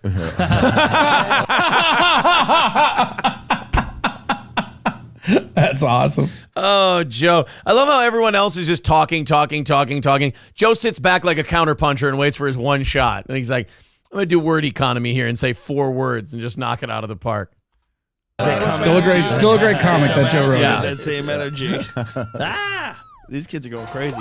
Who's like football fans? Like who gets more fired up than football fans? I'd say Proud Boys. Mark Norman, who gets more excited than football fans? Proud Boys. So I guess Patrick's wife wasn't too happy about this, so she put out some tweets about it. She didn't say exactly who she's talking about, but this is obviously about this Joe Rogan clip right here. Ah, shit. So she writes, actually, grown-ass men hating on women in general is pathetic.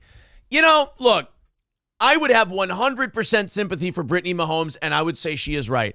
If she sat in the booth, didn't bother anybody. But if she was doing that, they wouldn't be talking shit about her. Exactly. But it's literally that South Park episode with the fucking Prince Harry. Meghan Markle. Leave us alone. We want our privacy. That's literally what's going on. Yeah, exactly. So you go and do all this shit. If you go public and you want to be a personality, okay, then you open yourself up to certain criticisms. But if this were Patrick Mahomes' family and they weren't doing anything and people started bringing them up, then yeah, Joe Rogan and Shane Gillis would be pieces of shit, and I would 100% be on Brittany Mahomes' side. But if you're going to sit there and scream in people's faces and cock off and do all this shit, you personally should catch the heat for that. Not your family, not anybody else, but you should catch shit for that. Same thing with Jackson Mahomes. If Jackson Mahomes were some kid who were just watching a game, his brother's really successful and whatever, and then people all of a sudden started shitting on him, those people would be the assholes. They'd be in the wrong. Well, you know what I like most about Patrick Mahomes is he rarely, if ever, comes to the defense of his wife. It's kind of like he knows who she is. He never defends her ever, and I wonder if it's ever been a problem in the house. Why won't you tweet something about Probably, this? yeah. And he's like, I don't know, because I'm nursing. Like, I've had a ligament in my knee that's been partially torn since week 3. I really don't feel, I just feel like resting right now. I really don't feel like investing myself in your Twitter and Instagram beefs. Then she tweeted, something about grown men talking shit about someone's wife is real weird. They weren't talking shit about Patrick Mahomes' wife.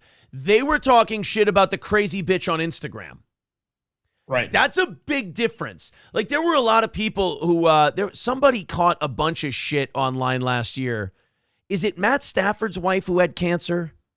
Or some quarterbacks? Yes. Some quarterback's wife was a cancer survivor, and somebody shit on them for something, and everybody just completely descended upon that person. Because it's like, Kelly Stafford is a private citizen. She doesn't go out there and try to make herself famous. She's off limits. You don't talk about her. But now, if Kelly Stafford was out there cocking off to all the opponents, and she was, putting out videos telling everybody, you suck, you thought you could beat us.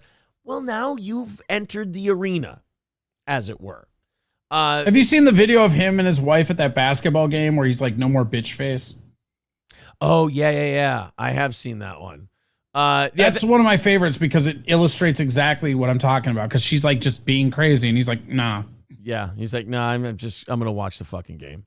By the way, leave me alone. I'm watching the game. How many Chiefs players and coaches probably have a big problem with those two, but they're like, I don't want to upset Patrick.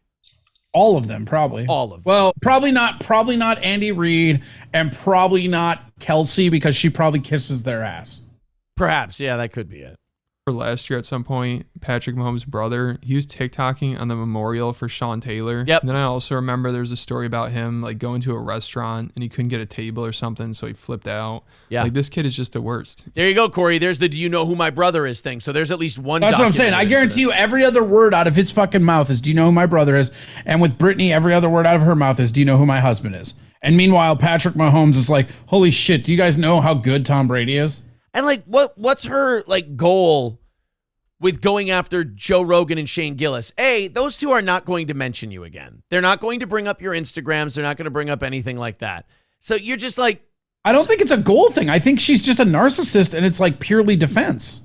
Yeah, I was just going to say, like they're talking shit, so she has to lash out and make them look. I mean, how many times over the last 4 years have people tried to cancel Joe Rogan?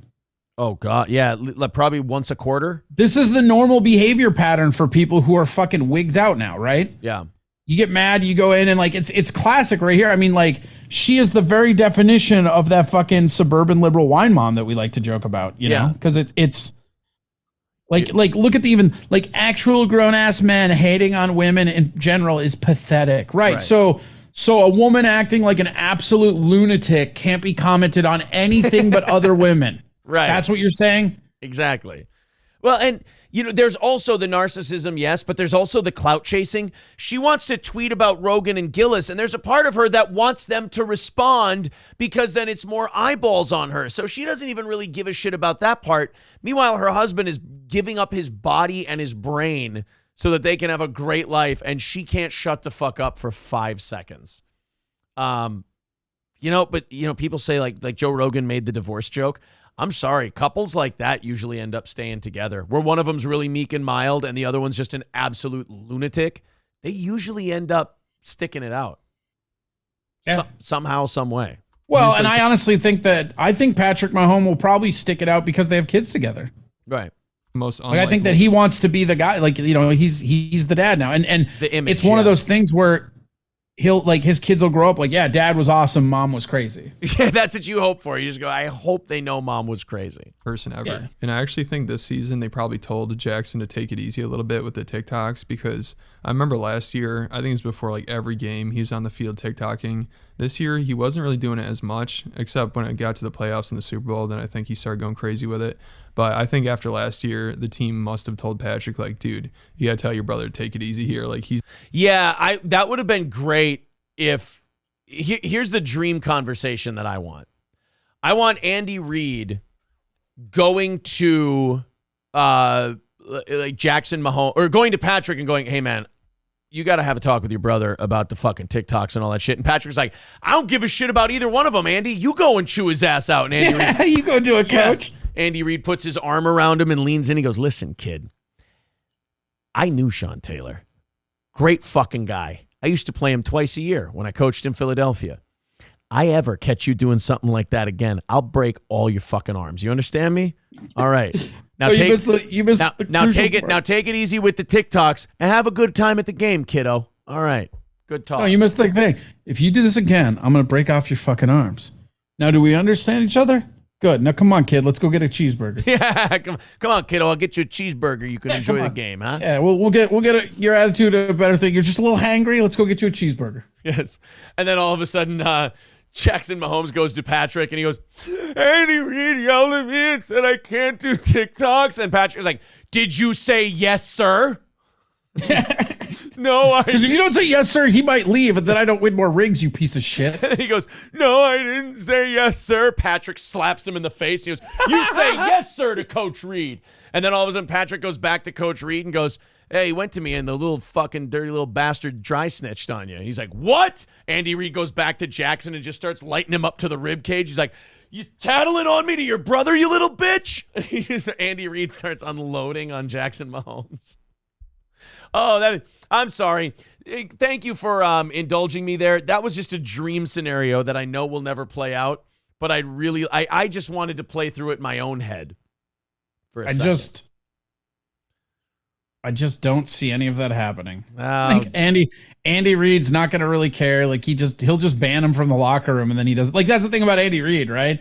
All he has to say is like, "Hey kid, you know everybody's mad at you, but I still like you. But we gotta do some serious inside team ball today. So you're not allowed in the team room anymore." Yeah, you know what I mean? Like he would phrase it as if it's like for the team and had nothing to do with Andy Reid. He's good at that, you know.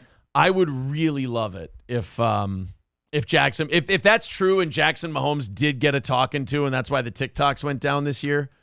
Great. I would hate to think it's because he's becoming more mature, but I don't worry. I doubt it is. Yeah, I doubt that's going to happen. Mr. Approach. Oh, here's the other thing. How many Super Bowl rings of his do you think she has replicated for her to wear? And like wears them as a necklace, like puts them on a necklace around her neck. Yeah, definitely. Or how much did she go do this? Did she go, Patrick, did you talk to Andy about getting me a ring? Because, I feel like I'm an inspiration to the team. Yeah, we got you a ring, baby. An onion ring on our way back from cheeseburgers. Mr. Approachable with a good point. He says Andy Reid wouldn't get his hands dirty. He would get one of the secondary coaches to do it. That's right. Yeah, that sounds like a job for the special teams coach to be. Fucking, what's his name? Eric Bieniemy is sitting there beating the shit out of Jackson Mahomes. He's like, Coach Reid's orders. Sorry, kid. He said they hit you with the boots, medium. Yeah. Coach Reid said I had to do it. He wanted me to understand. He wanted me to let you understand you're only getting a medium because he loves Patrick like a son. Oh, boy. $55 away from today's goal. There's the Streamlabs. There's the PayPal. Super chats and memberships count as well. We're about a half hour away from the music and the can rattling and the e-begging and whatnot. We started at about $100 today, so we haven't really been mentioning it a lot because we figured it'll just take care of itself. But there's Streamlabs. There's PayPal. If you guys want to knock it out now and avoid the music and all that, sounds good to me. Otherwise, we will do that in about a half hour. And for overtime today, we're going to put a rambunctious Opster back in his place. Also, a lot of people are saying we're not going to hit it. We should probably prove them wrong, right? Oh, is MSO making his prediction today? Oh. Yeah, not making the goal. Capital letter not. Same old. You need better material, buddy. No, shut the fuck up. MSO's doing a thing. Oh, yeah. Good job. Yeah, what the fuck are you doing? I can't tell who's on our side and who's not anymore. It's all just fucking garbage now. Yeah, just like relax. Hey, it's fame on YouTube. I like you. I like you, MSO. I apologize to you and your family and anybody I might have disparaged in my comments. Yes. Dave says I didn't get you a ring, but we can give you a necklace later, dear. No, it's a pearl necklace. You talk to Coach Reid and you get me a necklace now. Then all of a sudden you hear a knock at the door. It's Eric Bieniemy, and he's like, "Oh, that's Bieniemy." And she's like, no, I don't need a necklace. I don't need a... Eric Bieniemy's cracking his knuckles, and he's like, why don't you ask Jackson how this question gets answered? No, not Coach Bieniemy. You guys, hey, Rook, They get like a 6th round pick offensive lineman to be the enforcer. It's like, hey, you can either be cut from this team because you're kind of shitty, or if you promise to be Coach Reed's enforcer against Jackson Mahomes, you can keep a gig. He's like, I'm in. Fucking hate that kid. This is actually kind of my favorite guy of today's show. A man in Texas is currently facing a felony charge after he supposedly impersonated a police officer in the hopes of compelling fellow motorists to drive better. Okay. So he's pretending to be a cop to pull people over. Now, usually when stuff like this happens, it's like they're hitting on girls or they're just generally causing trouble. This guy pretended to be a cop because he genuinely wanted people to be safer on the roads. I mean, still illegal, but one of the most noble causes I think I've ever seen in the commission of a crime. Now, around 9 p.m. on the night of February 18th, the Parker County Sheriff's Office received a report of a suspicious blue Dodge pickup, which had been attempting to pull over another driver using blue and red flashing lights, which had been mounted on the truck's dashboard. The driver of the vehicle claimed that the Dodge pickup had tailgated him in an unsafe manner before, attempting to cut him off the roadway and blocking his vehicle from the area, they stated. Jesus. According to the report, the driver in the pickup attempted to pull over the other driver in Weatherford, Texas, about 25 miles northwest of Fort Worth. However, as you do. Yeah, however, rather than comply, the other driver instead did the right thing, the sheriff said, and immediately reported the incident to law enforcement. So you got a guy basically trying to jackknife some dude on the road. And finally, deputies arrive on the scene. They locate the pickup, identify the driver as 42-year-old Luciano Amador Velasquez. Velasquez allegedly told deputies that he mounted the lights to his dashboard and has deployed them in the past to, quote, make people drive better. So he puts the light on his truck and tries to jackknife people on the road because he just wants them to be a little bit safer.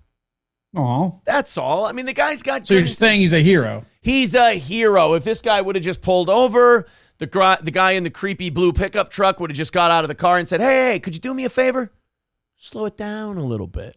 Yeah, right? Let's just slow down. Slow down. Yeah. Velasquez also allegedly stated that in the current case, he did not agree with the victim's driving and therefore attempted to pull him over. Again, I kind of like the guy. Like he's just trying to help out. That's all. I think I'm on his side. John Hahn says Jalen Carter just got busted for lying to police. Bye-bye first round. Oh, shit. Kyle says, look up the guy impersonating a U.S. Marshal trying to bring a bunch of guns on the plane. All right. Impersonating U.S. Marshal guns plane. There we go. Oh, wow. This just happened yesterday. Oh, well, let's check this one out. I haven't even heard of this one. Yeah, I haven't heard of this either. A man who federal agents say tried to board a plane in New Jersey with 3 guns, including a semi-automatic rifle and a fake law enforcement ID, is in federal custody and facing charges. Well, I hope so. First of all, if that had worked though, just the fake badge and seems like how. I always wonder with shit like this how they imagine it going down. Like they were just gonna see your fake badge and be like, everything looks good to me. Yeah, put the guns in. Like nobody's gonna call in like, hey, can we have this air marshal armed to the teeth? Guys, it all checks out. Bring them on through. And if you're gonna lie, in that case, you gotta lie small. Like you gotta try to bring a gun maybe in a holster on your hip and covered up with a shirt, and then you go, oh, I'm an air marshal. Here you go. Here's my identification. The whole deal. You can't go in there with a Rambo arsenal. Like you're trying to get on a plane with a 50 cal and you're like, it's all right, I'm working undercover. Dude, I don't think that's going to work. I mean, no offense. I've never seen an air marshal carrying an AR-15 onto the plane wearing army fatigues. Yet. Not yet. Saritz Clouden, who has a prior weapon-related conviction. Get the shit. Jesus Christ. And you have a prior? Yeah, he's not done working. I kind of respect this guy. It is brazen, right? It's so brazen. Fuck him. It is swinging at a low and away curveball, but swinging for the fences. Dude's probably on 3 lists and just shows up with a fucking fake fucking ID and a shitload of weapons. Like, God damn it. But they say he tried to board a plane with 3 guns, including a semi-automatic rifle. Does that mean this motherfucker like got into the airport and like went through areas and like they only stopped him at boarding the plane? Because he probably flashed his badge at the fucking thing, and they just like a lot of life is just acting like you belong there. Right? Like if you go to a restaurant, and don't do this, I guess, but if you go to a restaurant and you just walk back into the kitchen and you look at the people like you're supposed to be there and be like, oh yeah, I'm just going to the back, I got to talk to the manager. Like nobody will say shit as long as you look like you're supposed to be there. Right. And this guy was planning on that all the way to the plane. Yeah. And like going with even going with the rifle. And I love how Zen Rhino goes, he's got a rifle, like he got 3 guns on him. Dude, I'm undercover. You're going to ruin my entire case. I've been spending 6 months working on this. Yeah. Oh man, sorry. I didn't realize you were trying to be incognito. Balls Deep with $7 says Gimli's mustache rocks. All right. Thank you very much, buddy. Thanks. Wait, is he talking about you or me? I don't know which one of us is Gimli. Ouch. That's just hurtful. Well, either way, $50 away from knocking out today's goal. MSO says we're not hitting it today. So let's see if we do. Zen Rhino also with $5 over there on PayPal. Thank you, guys. There's PayPal and Streamlabs links in the chat. There's also Super Chats as an option if you'd like. 45 away from a half hour of overtime today where we put Opie back where he belongs. So the incident occurred as Clouden, 42, of Wallington, New Jersey, tried to board a flight from Newark, New Jersey to Fort Lauderdale, Florida. Agents screening checked bags found ammunition and a ballistic vest emblazoned with Deputy Marshal in one of Clouden's bags. They retrieved more of his luggage from the plane and found an AR-15 rifle that meets the definition of a machine gun, so he probably altered it. Or they just don't know what a fucking machine gun is. You know what's interesting, though, is so, like, was that what finally flagged him? If this motherfucker had just showed up with pistolas, he would have been fine? Yeah, I don't know. Another rifle, a handgun, a taser, a spring-loaded knife, and an expandable baton, a U.S. Marshal badge, and U.S. Marshal credentials with Clouden's name and photo were found as well. Boy, he just handed them all he literally went to the airport and in his suitcase handed over all the shit they needed to put him away. Yeah, hey, I want to go to jail. Yeah. Like, dude, they're going to check that shit out. I'm sorry. Like, they're going to check it out. So, I don't know what you were thinking. We're hearing it was an assault duffel bag. Oh, okay. Well, that's understandable. I just like what's crazy is that the AR is what they keep citing, which is, I get that that's a hot button and all that, but it just makes it sound like if he didn't have ARs, they would have let him on that plane. Right, exactly. It's just, you check that bag as if they're not, well, and you know what? Good point. They didn't look into it because they had to go grab his bag from the plane. That's what I'm saying. Like, he made it through security, but it's like the AR is the thing they keep talking about. And I guess when they because here's the reality. This is the reality and the truism of life. Everybody at those shitty jobs, they're only going to work hard enough to not get fired. Right. I mean, how many times have they done those test runs with all that stuff? And it's yeah, they have like 90% of weapons got through or whatever it was. It's always disconcerting. An attorney listed in court records as representing Clouden did not immediately respond when emailed for comment. A U.S. magistrate signed an order Monday placing Clouden in federal custody and said Clouden and prosecutors want more time to negotiate a plea agreement. If I'm the government, I don't really feel like making a plea agreement in this case. I feel like dictating terms and you can either accept them or we go to trial. Like you've got everything you need on this one. Like they did all the heavy lifting for you. Right. He handed you a giant bag of guns and he just with like fake again. He, what do you call that? He faked all of the identification, all of the badges. Like there's so many federal charges in here. It's insane. And he just handed it over to them. Impersonating a marshal is going to be the biggest. Like that's what's so funny is I'm pretty sure he's going to get more time for the fucking impersonating an air marshal than he would for the guns. Right. Like if he had walked in with the guns and been like, "Hey, I got guns here," he'd get less time. Yeah. But he's facing charges, and that's gonna be bad news for him, man.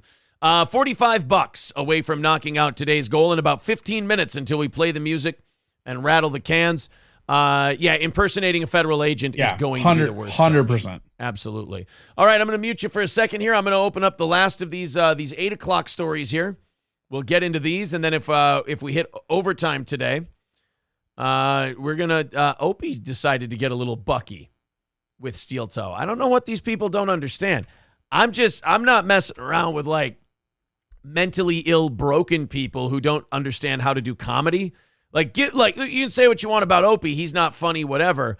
But Opie at least understands the art form of what's going on. He is at least a professional.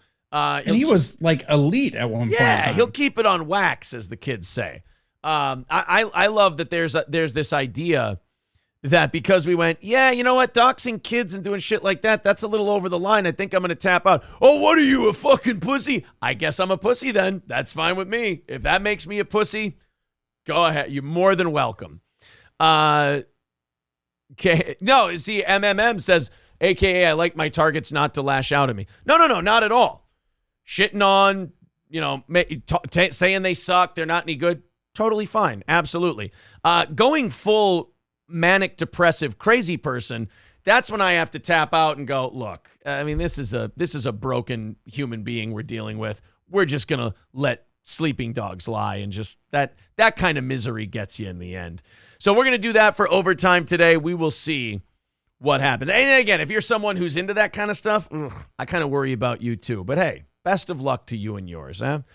Make sure you hit the like button. Make sure you subscribe to the channel. Let's pump those subs up. What do you say? Hit the subscribe button. Let's pump the numbers to the old Steel Toe up a little bit here. And watch those numbers get closer and closer to 10,000. If you're not subscribed yet, go ahead and subscribe. MMM says, you sure know how to pick them. Yeah, believe you me. You're absolutely right on that one. So here we go. Let's go to this story out of Tennessee. This fucking lunatic. A Tennessee sheriff's office is on the hunt for a person they believe killed almost a dozen raccoons and dumped them under a bridge. Yeah. This guy he killed like a dozen raccoons, which is the official wild animal of Tennessee, which, all right, fine. And then just dumped him under a bridge like he's some kind of serial killer. I guess better raccoons than people, but I feel like a guy like that, it's just, the clock's ticking until it moves on from raccoons to something bigger. Isn't that how all those serial killers get started anyway? Don't they start with animals? Yeah, it's like ripping off like the wings off flies and shit. Yeah, and then they just get bigger and they're bigger. They just start out stepping on ants, then they tear the wings off flies. Next thing you know, they're killing cats and raccoons, and then boom. Yeah. So this is absolutely ridiculous that some individuals continue to do what they do, said the Cock County Sheriff. Cock County. Wow. That's gross. The Cock County Sheriff's Office in Newport. The saltiest and flaccidest county in the entire country. Our community has such beauty, and then you have a criminal kill these raccoons and throw them under the Bridgeport Bridge.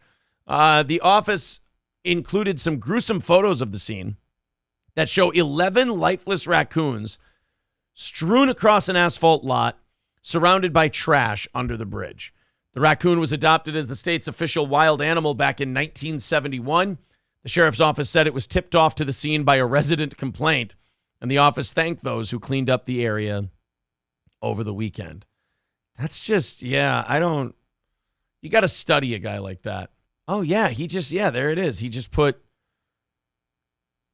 it's like they just gathered roadkill just right in one spot.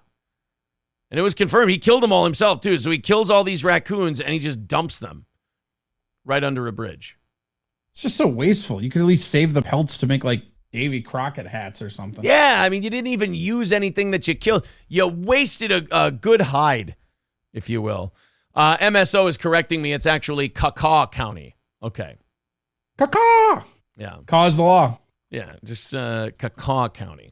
Different. Starbucks Cuck says this guy is doing a public service out of the goodness of his heart, and now he is on the run. Unbelievable. Raccoons are complete scum and don't deserve to be protected. I mean, what do they really do? They go through your trash. They rip holes in your trash bags. I get that. But outside of that, are raccoons they have really rabies, a lot of them, right? Oh, do they? Okay. Maybe. I mean, here's the thing about raccoons. They're one of the only mammals, there's only like a few mammals that still stayed in city areas when humans moved in, you know? Like we get all this like development, like all these giant urban sprawls, and the raccoons are like, oh, that's cute. We're just gonna eat your trash and live in your sewers. Get fun. You're right. You know what? They are obnoxious. Riz Digga says they carry rabies. Okay. Fair enough. Maybe. They're pretty cool animals, but they do carry rabies. I mean, I wouldn't like a wild one, like fuck that, but they're kind of like, trash pandas. I think somebody said they're like little mini bears. I didn't think that, I don't think that making them your state wild animal is a good idea. I mean, I don't really see, like, raccoons are plentiful. They're all over the place. As people are saying in our chat, there's too much of them, or too many of them. But like making that, like, I feel like your state wild animal has to be something that like you're protecting. Like, you know, you're worried about its numbers and shit like that. Raccoons. I don't know. Have we ever been worried about loons in Minnesota? Those things are fucking everywhere. Yeah, you're right. They really are. All right. Well, then it's just whoever's in charge of making the decision at that time. You're just kind of at their mercy as to what they like. Isn't that funny? You get to pick the entire state wild animal, and it's purely based on whatever I think. I just realized I don't know what Texas's state animal is. I gotta look now. Texas state animal is the javelina? ? Michael Pitt says, does that guy on YouTube still feed those 40 raccoons hot dogs? Armadillos. Makes sense. That makes a lot of sense. Hey, does that guy still feed those raccoons hot dogs, Corey? Wasn't that you who found that guy for us? Fucking weird. Armadillos, I guess. Woohoo. Yeah. Wasn't that you who found the raccoon hot dog feeding guy? Yeah. Yeah. There's like fucking 50 of them. Here, raccoon hot dogs. Mobbed by raccoons, November 2020. This guy. Yep. That guy does a bunch of live stuff, and he's got like 30 or 40 You know of them. that? You know what my favorite part is about this guy? What's that? He feeds these raccoons and he talks to them because his dead wife used to feed him, right? But the entire video, he's always talking shit to his cat. Like he has a cat in there that he's fucking mean to and talks shit to, and then he's out there all lovingly talking to those raccoons as he feeds them all the hot dogs. So he loves the raccoons and he shits all over his cats. Well, yeah, just one cat, and he's always like, it's so funny. The cat in every video the cat's in, he's like yelling at him, but then he's like, "Oh, come here, Scooter and Bumper," and he's got all the names of the raccoons. It's just super sad. You ready? God, raccoons fucking love hot dogs. Holy shit. Let's go. Yeah, look at them just all over. Oh my God. This is crazy. This is crazy. They never maul him. They never kick the shit out of him or anything like that. They just come to him and beg for hot dogs. Crazy. You know, there's got to be 30 raccoons at least. I don't know where they all come from. Oh, I don't know. Maybe they come because all their raccoon friends let them know that there is a bountiful supply of meat on that deck over there. What I feel bad for are those raccoons, because he's teaching them, like, this is how you get fed, and eventually he's going to die, and then the next owner is going to kill them all. Yeah, there's going to be a guy who's just going to set up a landmine underneath that deck and then just detonate it as soon as all the raccoons come gathering to feed one night. Oh, my God. Yeah, they all love me. Well, no shit. Because I got the food.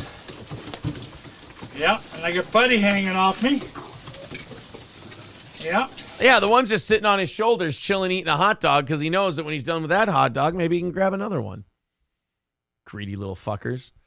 And this guy just he's just a dick to his cats then afterwards. Sitting the other one.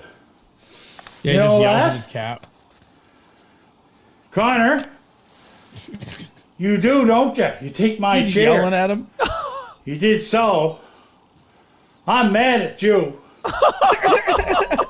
Like every video, it's him feeding like a dozen to like 30 raccoons and then just yelling at his cat. He uses up all his love on the raccoons, and he has nothing but spite and hatred for the cats. Well, he used to hate the raccoons, but his dead wife, and it's only, I think it's one of the cats, or maybe it's both the cats that he's yelling at, but it's so funny because he'll be out there and he's just so loving with these raccoons, and he just comes in and talks shit to these cats, and these cats look pissed. That is a mad cat. Like, it's glaring at him, like not a happy cat. It's like the raccoons are his friends he gets drunk with, and he's having a good time, but then the kids are inside, and when he comes in, he's all drunk and pissed off. Yeah. Connor cat. He don't care what I think. All right, we'll go with the boys again. Yeah, go back out to the boys. You see what I mean? Like that shit where he's like, you don't care, you're fucking dumb. All right, I'm gonna go back out to my real family. Yeah, he goes inside just to yell at his cat, and then he goes back out to the raccoons. Yeah. How's everybody doing? Did he just give them all the cat food? Yes. What an asshole. No, I'm telling you, and if you look at these cats, I know you're not a cat person, but like when a cat's tail is low and they're not blinking and they're making eye contact, they're pissed. And those cats are always pissed. Well, of course they're pissed. He gives all their food to the raccoons and all his love. Yeah. Yeah. You're eating that, are you? Is that good? Does it taste good? You get away. Get. Look at that fellow sitting upright. And this is my buddy. Those cats aren't getting tries millions to get of in the YouTube house. hits, Yes, you are. Scooter.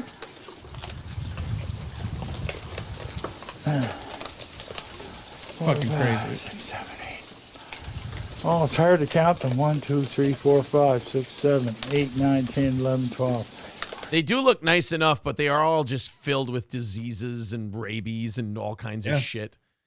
Yeah. He still does videos too, but they're like, there's only like 3 or 4 lately. I watched a video of his like 2 weeks ago, I think it was. You're right, though. He's going to slow down, and he's going to be in bad health one day. Well, then what's going to happen? He's training these raccoons that this is where their meal is, and then when he dies, the next person that owns that house is going to be like, I got to get rid of all these fucking raccoons. Yeah, the raccoons are going to end up, starving to death when this guy dies. Ironically, his cats will probably be fine. Somebody will take the cats in. Right, and the cats will be able to figure something out, but the raccoons, they're just going to wither away to nothing.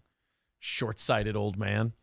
You know what? Maybe he dies on that deck and the raccoons can slowly eat him over time. Yeah, their last supper. Yeah, exactly. $45 away from today's goal. 4 minutes until we fire up the music and rattle the cans and see if we can hit some overtime today. If you feel like contributing to the show, there's the Streamlabs and the PayPal links in the chat. Memberships and super chats count as well. Guys, do me a favor. If you're not subscribed to the channel, please hit the subscribe button. If you like what you're hearing, if you enjoy the show, hit the like button on today's stream. 45 away from overtime today. What the hell is Aaron Rodgers doing? Like, what is this darkness retreat that he's going on? I think he's doing ayahuasca in a shed. So he's going to do drugs in a dark room and figure out if he wants to play football. I think he came out already. I think he already is done with it. Oh, so what's the Groundhog's Day diagnosis? Like, did he see his shadow? Is he... I don't know. Still going to be a bitch would be my guess. Oh, my God. Like, it's like... When he was coming out and he was, doing his COVID commentary and shit like that, you're like, oh, okay, I like Aaron Rodgers a little bit. But then he was like a middle-aged man who discovered hallucinogenics and, like, just started binge-watching Joe Rogan episodes. And you're like, all right, you're not supposed to take this stuff so serious. All right. Fine. And now we got to deal with Aaron Rodgers. Like, if I ever told you guys about ayahuasca and dark rooms and float tanks, it's like, oh. Thanks, Joe Rogan. Dude, has Joe Rogan had him on yet? Because if Joe Rogan has Aaron Rodgers on, it's going to be the most... I'm pretty sure that's where he got all obsessed with ayahuasca. Okay, because I was going to say... I could be wrong. I could be making that up. I just assume when any celebrity that's been on the Rogan show talks about ayahuasca, Joe did it. Yeah. I would say that if Rogan has Aaron Rodgers on now, it will be the most unlistenable podcast of all time. Oh, you mean every time Aaron Rodgers opens his little bitch mouth? I don't mind him when he's on McAfee's show, I'll be honest. I fucking hate that guy. You know what I hate most about Aaron Rodgers? Uh-oh. One, he's a Packer, so fuck him, right? But 2, like, this motherfucker spent more than half of his career bitching about how Brett Favre fucked him over by not retiring, and now he's doing the same thing to this fucking Jordan Love guy. I wonder if shit or get out. Like, you're literally doing the thing that you've spent more, like, I have heard Aaron Rodgers bitch more about the situation between him and Brett Favre when he first came in than maybe any other thing out of his stupid little bitch mouth. Yeah. And then he's doing the exact same thing to Jordan Love. Just fucking go somewhere else. Do you think that like Aaron Rodgers since then has called Brett Favre and has gone, hey, bro, I just wanted to say sorry. I totally get it now. Fuck no, dude. Aaron Rodgers is a petty little bitch. And the moment he cuts ties with people, like he's done talking to him. He's done interacting with them. Zen Rhino's $5 earlier came with a Streamlabs comment. He says, even though it's Frozen Nation's birthday, I'm here rather than watching Daywave. This episode of Not April and Other Not April is pretty good so far. All right. Well, thank you, buddy. Okay, we got to fire up the music, Corey. We had a $100 goal today, so we took it kind of lax with the mentioning and whatnot. So we're going to fire up the music and see if we can knock out this 45 in 5 minutes and do our overtime today. So let's go. Here we go. Let's fire up the music. Your favorite e-beggars raising the money to do their program. Here we go. There's the PayPal and Streamlabs links in the chat. 45 away from knocking it out. There's 20 from Ben, so already 25 away from doing this thing. MSO still says no goal, no goal, no goal. So we'll see. Will MSO's prediction finally come true on this episode of the Steel Toe Morning Show? Somebody wrote to me yesterday and they're like, yeah, you know, you were a week ahead of the goals back in January. What's happening? I'm like, April and I both had birthday shows in the same week, and it went fucking bananas for a while. We told you that wasn't going to continue, dude. Jesus. Yeah. Look, it's not every day. If you like the show, have a good time, enjoy yourself. If you don't like this show and it's causing you that much pain, Lord knows I don't want you here upsetting yourself because you're not stopping us from having a good time. All right. 25 away from our goal. And 30 minutes of overtime. If we get there, it's a 10:30 finish today. If we don't, it's a 10 o'clock finish today.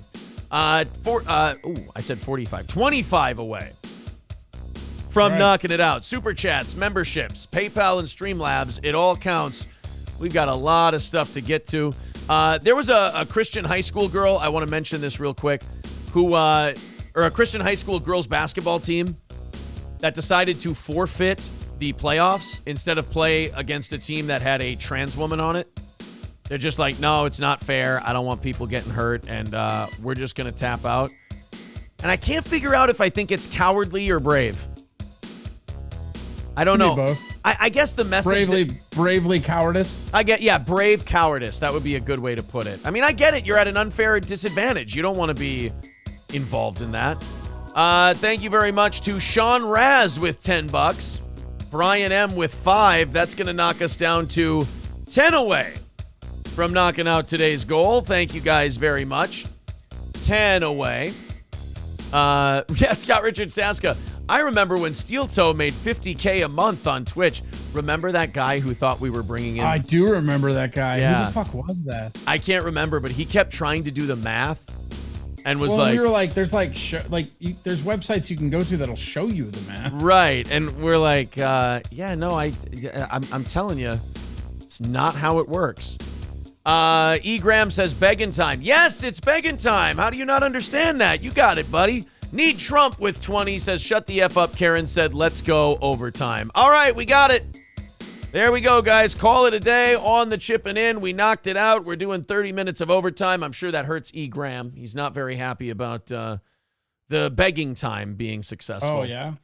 Look, man, I'm sorry if I didn't know that we hurt so many people's feelings. It's really weird to me how many people are just about asking for money for doing a product. That's very weird. I mean, they have a tough time with it. I mean, if you guys want to come here and ask, what do you think it is? Do you think it's like jealousy or what? It is. It's they see our show, and it's not like a show that was anything. Like, we didn't come from anywhere else. We didn't get a rub from another thing. We just kind of built it. And they're like, fuck these guys. They're no better than me. I can do it. It's one of those things where it's like, dude, none of us are arguing with you. Like, none of us are telling you can't or you shouldn't. This is really upsetting you for some reason. And I mean, it's fun. We like it when you come in the chat and we can kind of pick on you a little bit. But I don't know. It seems to be bothering you and causing you problems in your life. I would recommend you just leave it, like you just let it go and move on to something else. It seems like unnecessary baggage that you don't need to be carrying. Granny Loves Anal says, Corey hurts me on a daily basis, so I'm used to it. It's just easy to hurt you, Granny. All I have to do is quote your shit back to you. Not only that, he's also a federal agent. He is. He's a goddamn Fed. Yeah, as a sound drop. Where'd it go? God damn it. There it is. You want feds in your stream? Well, now you got it, bud. See, that's just going to be me, and that's it. That sounds like my favorite one is still this new one of his. I'll suck a dick to be a supervillain. Well, I mean, you could just become a supervillain. I mean, there's no guarantee that sucking a dick will make you a supervillain. Right. Riz Digga says, I think he's just having fun, probably. I mean, I hope he is. Otherwise, it's just kind of, it's wasted energy, I think, at that point. All right, Corey, I'm going to open these up. Somebody decided to get a little lippy, and we're going to play that last. We got a bunch of other Opie clips. We try to check up on Opie every week or so, or every 2 weeks. We try to check and see what Opie's up to. And Opie decided to take a little quick 60-second shot at steel toe here, which I got to be honest with you, fair enough. I mean, certainly we've taken our shots at Opie before, but Opie, when he fires back at steel toe, is usually kind of, it's real quick, it's in and out. It's like, where's the drop? Why would I get involved with a steel toe? Exactly. Yeah, I mean that's what Opie. But I guess we must have bothered him more lately. You know what it might be, Corey? It might be the compound show. Yeah, it might be like a seeing allegiances because him and Anthony are fighting, right? Like they still don't get along. Hate each other. They absolutely hate each other. But is that they hate each other when they work with each other. So like, is there like? Well, when they weren't making millions of dollars hating each other anymore, then they could openly hate each other. I guess. So there's that. Well, I feel like they were real fine with openly hating each other when they were making millions of dollars together. There's a couple of people who Opie is kind of, well, 3 people, I guess now, 4 maybe, that Opie is openly complaining about now. There's us, which I'm honored. There's Carl from Who Are These Podcasts. There's who's been going hard on Opie lately. There's oh God, who's the other one? Joe Rogan and Anthony. He is really hung up on Joe Rogan lately, like he's Brittany Mahomes at this point. You just couldn't resist, could you? Yeah, but there were a few people that when we got that compound thing, like they started getting really snippy and cunty with us. And it's like, dude, all we did was get an offer from a show, and we did the show, and people apparently really liked it, and we'll be doing another one. And I don't really see how it affected anyone else. But there were people like in that podcast space who got really cunty with us. And that was kind of the beginning of the end of a lot of our association with that, because we're just like, and I was told from other people over there, like, don't even engage in that shit. It'll never stop. And just let people go and be jealous. It's fine. So I can only imagine what the second one's going to do. At any rate, let's catch up with Opie's psychotic hatreds about other people. Let's start first with our friend Carl over at Who Are These Podcasts, who has taken an interest in Opie lately. Who Are These Podcasts already trashed your beer? Whatever, dude. It's so weird, these low-level podcasts. Like, I was talking to my agent the other day, and they're aware of these low-level podcasts attacking. Yes! Opie is aware of us, and Opie's agent is aware of us. Right, that's the part of this that I think a lot of these people don't realize, is that it's all just you're talking about us. That's awesome. Right, we're just, again, as we do this with smiles on our faces, we cannot say this enough. We're having a good time until we're not, and then when we're not, you will know, because we will stop talking about you. When, either when it gets boring, or I'll be honest, I'll give away 2 secrets. It gets a little too personal, and I'm like, oh, this is cringe, I'm going to get out. Or if you just don't mention us. Like, if it's not, like, going back and forth can be fun. If it's not fun, it's not fun. Who cares? If it's not fun, it's not fun. But at the end of the day, it's like you look at like Patrick flaming me up or whatever. And it's like, yeah, but now I'm on your show and I don't have to deal with you. This is a win-win. This is a victory. Yeah. I mean, I think when you're trying to get into the pro wrestling drama aspect of it, those people do drive themselves nuts, like a Patrick. Yeah. But like us, when we're just being cheeky and little shitheads, it's like, it's just a good time. It's just a way to kill a few minutes. But they can't get to, like, it's so funny because people think they're going to get to me. And I feel like this happens with you too. Like, people think they're going to get to you or me because it's like, oh, we're going to do all this shit. And it's like, that doesn't, like, I don't care. I'm just busting balls. Oh, right. It got too personal. Like you're getting personally invested in this, so I don't care anymore because it's not funny to me because now it just feels like I'm picking on a handicapped person. Right. Like, you've gone mental and started making it personal, and you're like, oh, you know what? This is where I went in the last week. I went, oh, these people don't get it. I'm gonna walk away. Like, oh, see, and I was watching as I loaded up the YouTube and I saw, like, we were on every channel and I was like, this is kind of awesome. You know, yeah, they're talking shit, but they don't, like, it's great. Who cares? This is fucking great. This is awesome. Yeah. I'm the belle of the ball. I'm the talk of the town, and I'm not even saying anything back. Like, it's all just one-way traffic. Just this, hey, wait, Steel Toe said they're done because we're a little too mental. Come back. Why don't you come back? We hate you. Why don't you come back here? It's like, My favorite thing of the weekend was Pat saying, like, I got this new lead, this and that, and he literally was like talking about Johnny talking shit about us, but it was a Dave account.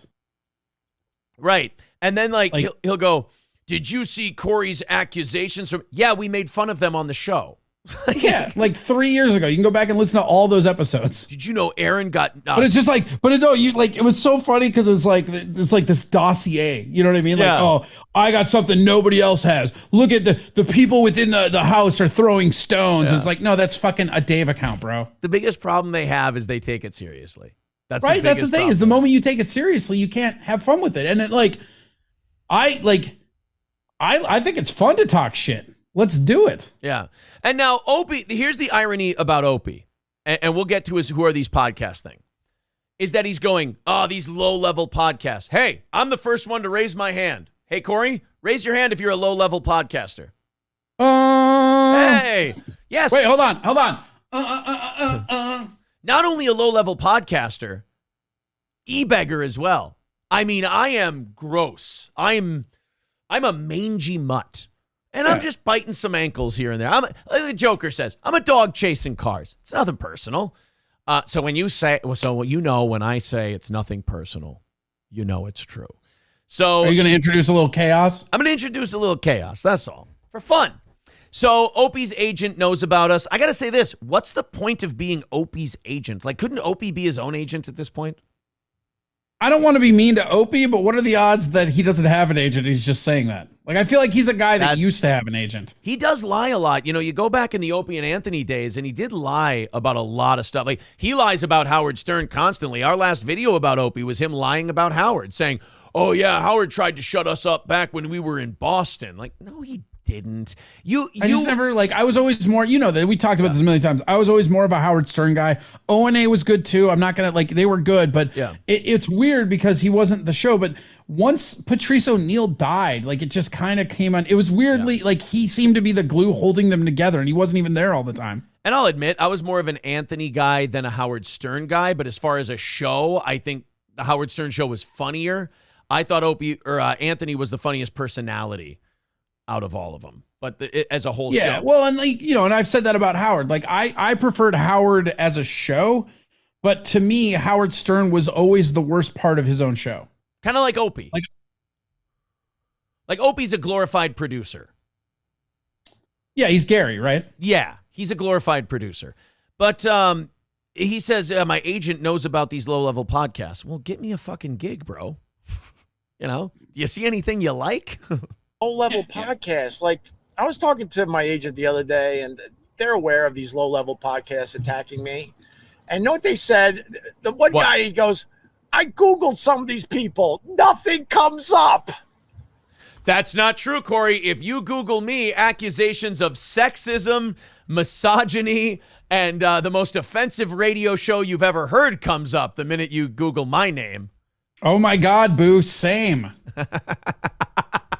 You and I, the biggest misogynists out there when you Google our names. Well, that's the thing that's really funny is like you really just take away all their power because again, who cares? Like I said, I was laughing all this. Like you and I, we were texting. I was like, holy shit, dude! Have you seen YouTube? We're on every fucking channel. Yes, we made it. Because nothing comes up. They have done absolutely nothing with their careers. Literally nothing. And we have dozens of times more fans than you do now watching our stuff. I mean, again, that's not the own you think it is. Like, yes, you're right. You have accomplished way more in your career. Keyword, have. You have accomplished way more in your career than probably I ever will. That day of radio is dead. So you have, absolutely. But in the here and now, Steel Toe's a bigger name than Opie in terms of audience size and things like that. So, sorry, pal. Unless he does like a reunion with Anthony, then it'll blow up. Yeah, it'll be bigger than we ever could be. But you accuse us of riding coattails. You'd have to ride Anthony's coattails and Jimmy's coattails in order to get that back. Which he doesn't, which to his credit, he doesn't seem willing to do. No. That he does deserve a lot of, you're right. Opie deserves credit for I will always give Opie credit for that shit. It's like at any point in time, Opie probably could have made some apologies he didn't mean and get his career kind of back, but he has too much pride, and I respect him for that. And not only that, he did start doing an actual show recently. It's a beer show where he does like 10 minutes, like reviewing a beer. I mean, it's boring and terrible, but at least he's doing a show, which is, he's giving it a shot. He's doing. When's the last time he was doing a show? Was it O&A? No, he did a podcast after, right? He did a podcast for a while for Westwood, yeah. Nothing on the Google. Nothing. And they're attacking me. Jesus. Again, with the word attack, we're not attacking you. We're watching you yell on a beach and we're teasing you a little. We're making fun. We're teasing. Can we just talk real quick about people who say the Google? Yeah, we do need to talk about senior citizens. That reminds me, folks, this show is now brought to you by AARP. Remember to sign up for all of your discounts and benefits at aarp.org. Thank you. Go do your show and become somebody. I'm trying. But the people, it's hard, Opie. I'm not very good. My agent looked up. He's like, I concur. He's not very comes good. Up on these people. I'm like, I know, man. They're like, they're full of themselves. They think they're setting the world on fire. Yep, accurate. And they're just a low-level podcast that that attack me to maybe get more people watching their shit. Guilty. The guy, This is what I actually like about Opie. I feel like we can have a back and forth with this guy until the world stops turning. Because he's not emotionally vested in it. He's just talking a little shit, and he's like, "Yeah, I don't know who the fuck these people are. There's some low level thing that's basically clout chasing me." And I was like, "Whatever." But it's nothing about what he's saying feels like he's taking it personally or doesn't understand. Right. He's shitting he's shitting on us back. You're a bunch of nobodies. You're this and that. And then our shitting on him back is owning what he's saying, going, yes, absolutely. But you can't, it's a little weird. You can't have it both ways. You can't, now you can say that I'm going to bust balls with this guy until it gets too personal, then I'm going to tap out. You can do that. We've proved that. But one thing you can't do is you can't go, these guys are nobodies. They're not worth my time. They're low-level podcasters. They're nothing on Google. So they've done nothing with their lives. And then you can't make video after video after video about them. That would be as disingenuous as me saying, I don't care about Opie. That's not fair. I can't say that. I've done a bunch of stuff making jokes and shitting on, not shitting on, but goofing on Opie. I clearly care about Opie. It's funny to me. So you can't, there's a little bit of phoniness in there from Opie. I have no idea. No idea, but they literally have nothing going on still in their careers. True. I would love to know how old some of these people are, and I would 36. Corey? 42. There you go. Compare where I was in my career to them, and it would not be. You're 60, so that would be you're 24 years older than me. 24 years ago was 1999. You were just about to blow up in syndication when you were my age. So, maybe, who knows, in the next couple of years, maybe some things take off for the old steel toe, Hope. Pretty. It would not be pretty. So just do your dumb show. Realize that attacking other shows is a good bit here and there, but if you rely on just that, you ain't going anywhere in this business. I'm telling you right now. That's fair. That's fair. That's fair. You know what? Oh, shit, but he's shitting on Carl from Who Are These Podcasts, and I love Carl. He's right, though. Like, if you make, like, look how we do our show. 4 hours of news, entertainment, pop culture. And then, you know what? A little treat at the end. We'll goof on some people. We'll bust some balls. That's a good formula, if you ask me. But he is right. There's a lot of shows out there, and they're doing well now, but it doesn't last very long, where if all you do is just agonize and shit on and just get angry at people, you're going to fade away and fall apart. You'll blow up hot for a little bit. You'll get really hot, but then you'll fall apart. I think where Carl does it right on Who Are These Podcasts is he's just making fun. It's not personal. I've never seen Carl get mad. I've never seen Carl get personal. It's always fun. So you know what? I agreed with a lot of what Opie said there. You can't say it doesn't bother you. And then go on that You're rant. talking about it out loud on another podcast. It's Right. bothering you. You know how you show it doesn't bother you? You play it like we do and you go, yep, low-level podcast. Yeah, Yep, whatever. scumbag. Yep. Nah. Haven't accomplished near what you have in your life. Like I like this because it's Wait, not. so we're guilty of not being O&A. That's what I'm learning here. Right. Neither of us. So we're guilty. We're guilty of being not being arguably the best shock rock show in history. Again, you could say Howard Stern is one, but I think most people will agree, no matter which is your favorite, Stern and O&A are 1 and 2. Yeah, exactly. So the biggest crime we have is we're not 1 or 2 all time. Good one. You got us. Holy fuck, you got us, bro. Damn it. Yes, you're right, Opie. I, too, couldn't find one of the funniest people alive to latch myself onto like a barnacle. I apologize. That's not true. I'm right here. Oh, sorry, Corey. So now, here's another one, a quick 1-minute clip. Remember, we've been covering this because we took Opie at his word in 2022, and I'm really disappointed. Corey, he said he was going to stop talking about Opie and Anthony in 2023. So I took Opie at his word, and I actually placed bets in Las Vegas on this, and I lost on January 19th, I was informed. So I wasn't able to get... So Opie kind of fucked me out of some money here, so I do take this personally, and I'm sorry. But here he is talking again about Opie and Anthony. Hope someday you and Ant can, at the very least, make up. Ew!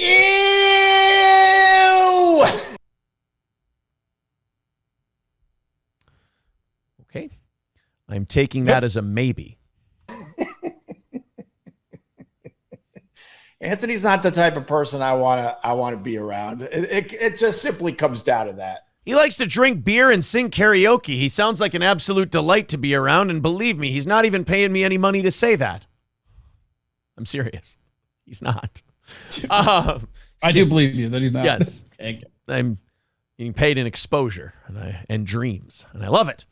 Yeah, not the kind of person I want to make up with. Like, yeah, I don't want to make up with the kind of person whom a reunion with could net me maybe millions of dollars over the next couple of years. That's not the kind of person I want to make up. So I don't have an agent anymore. He just kept telling me to do it.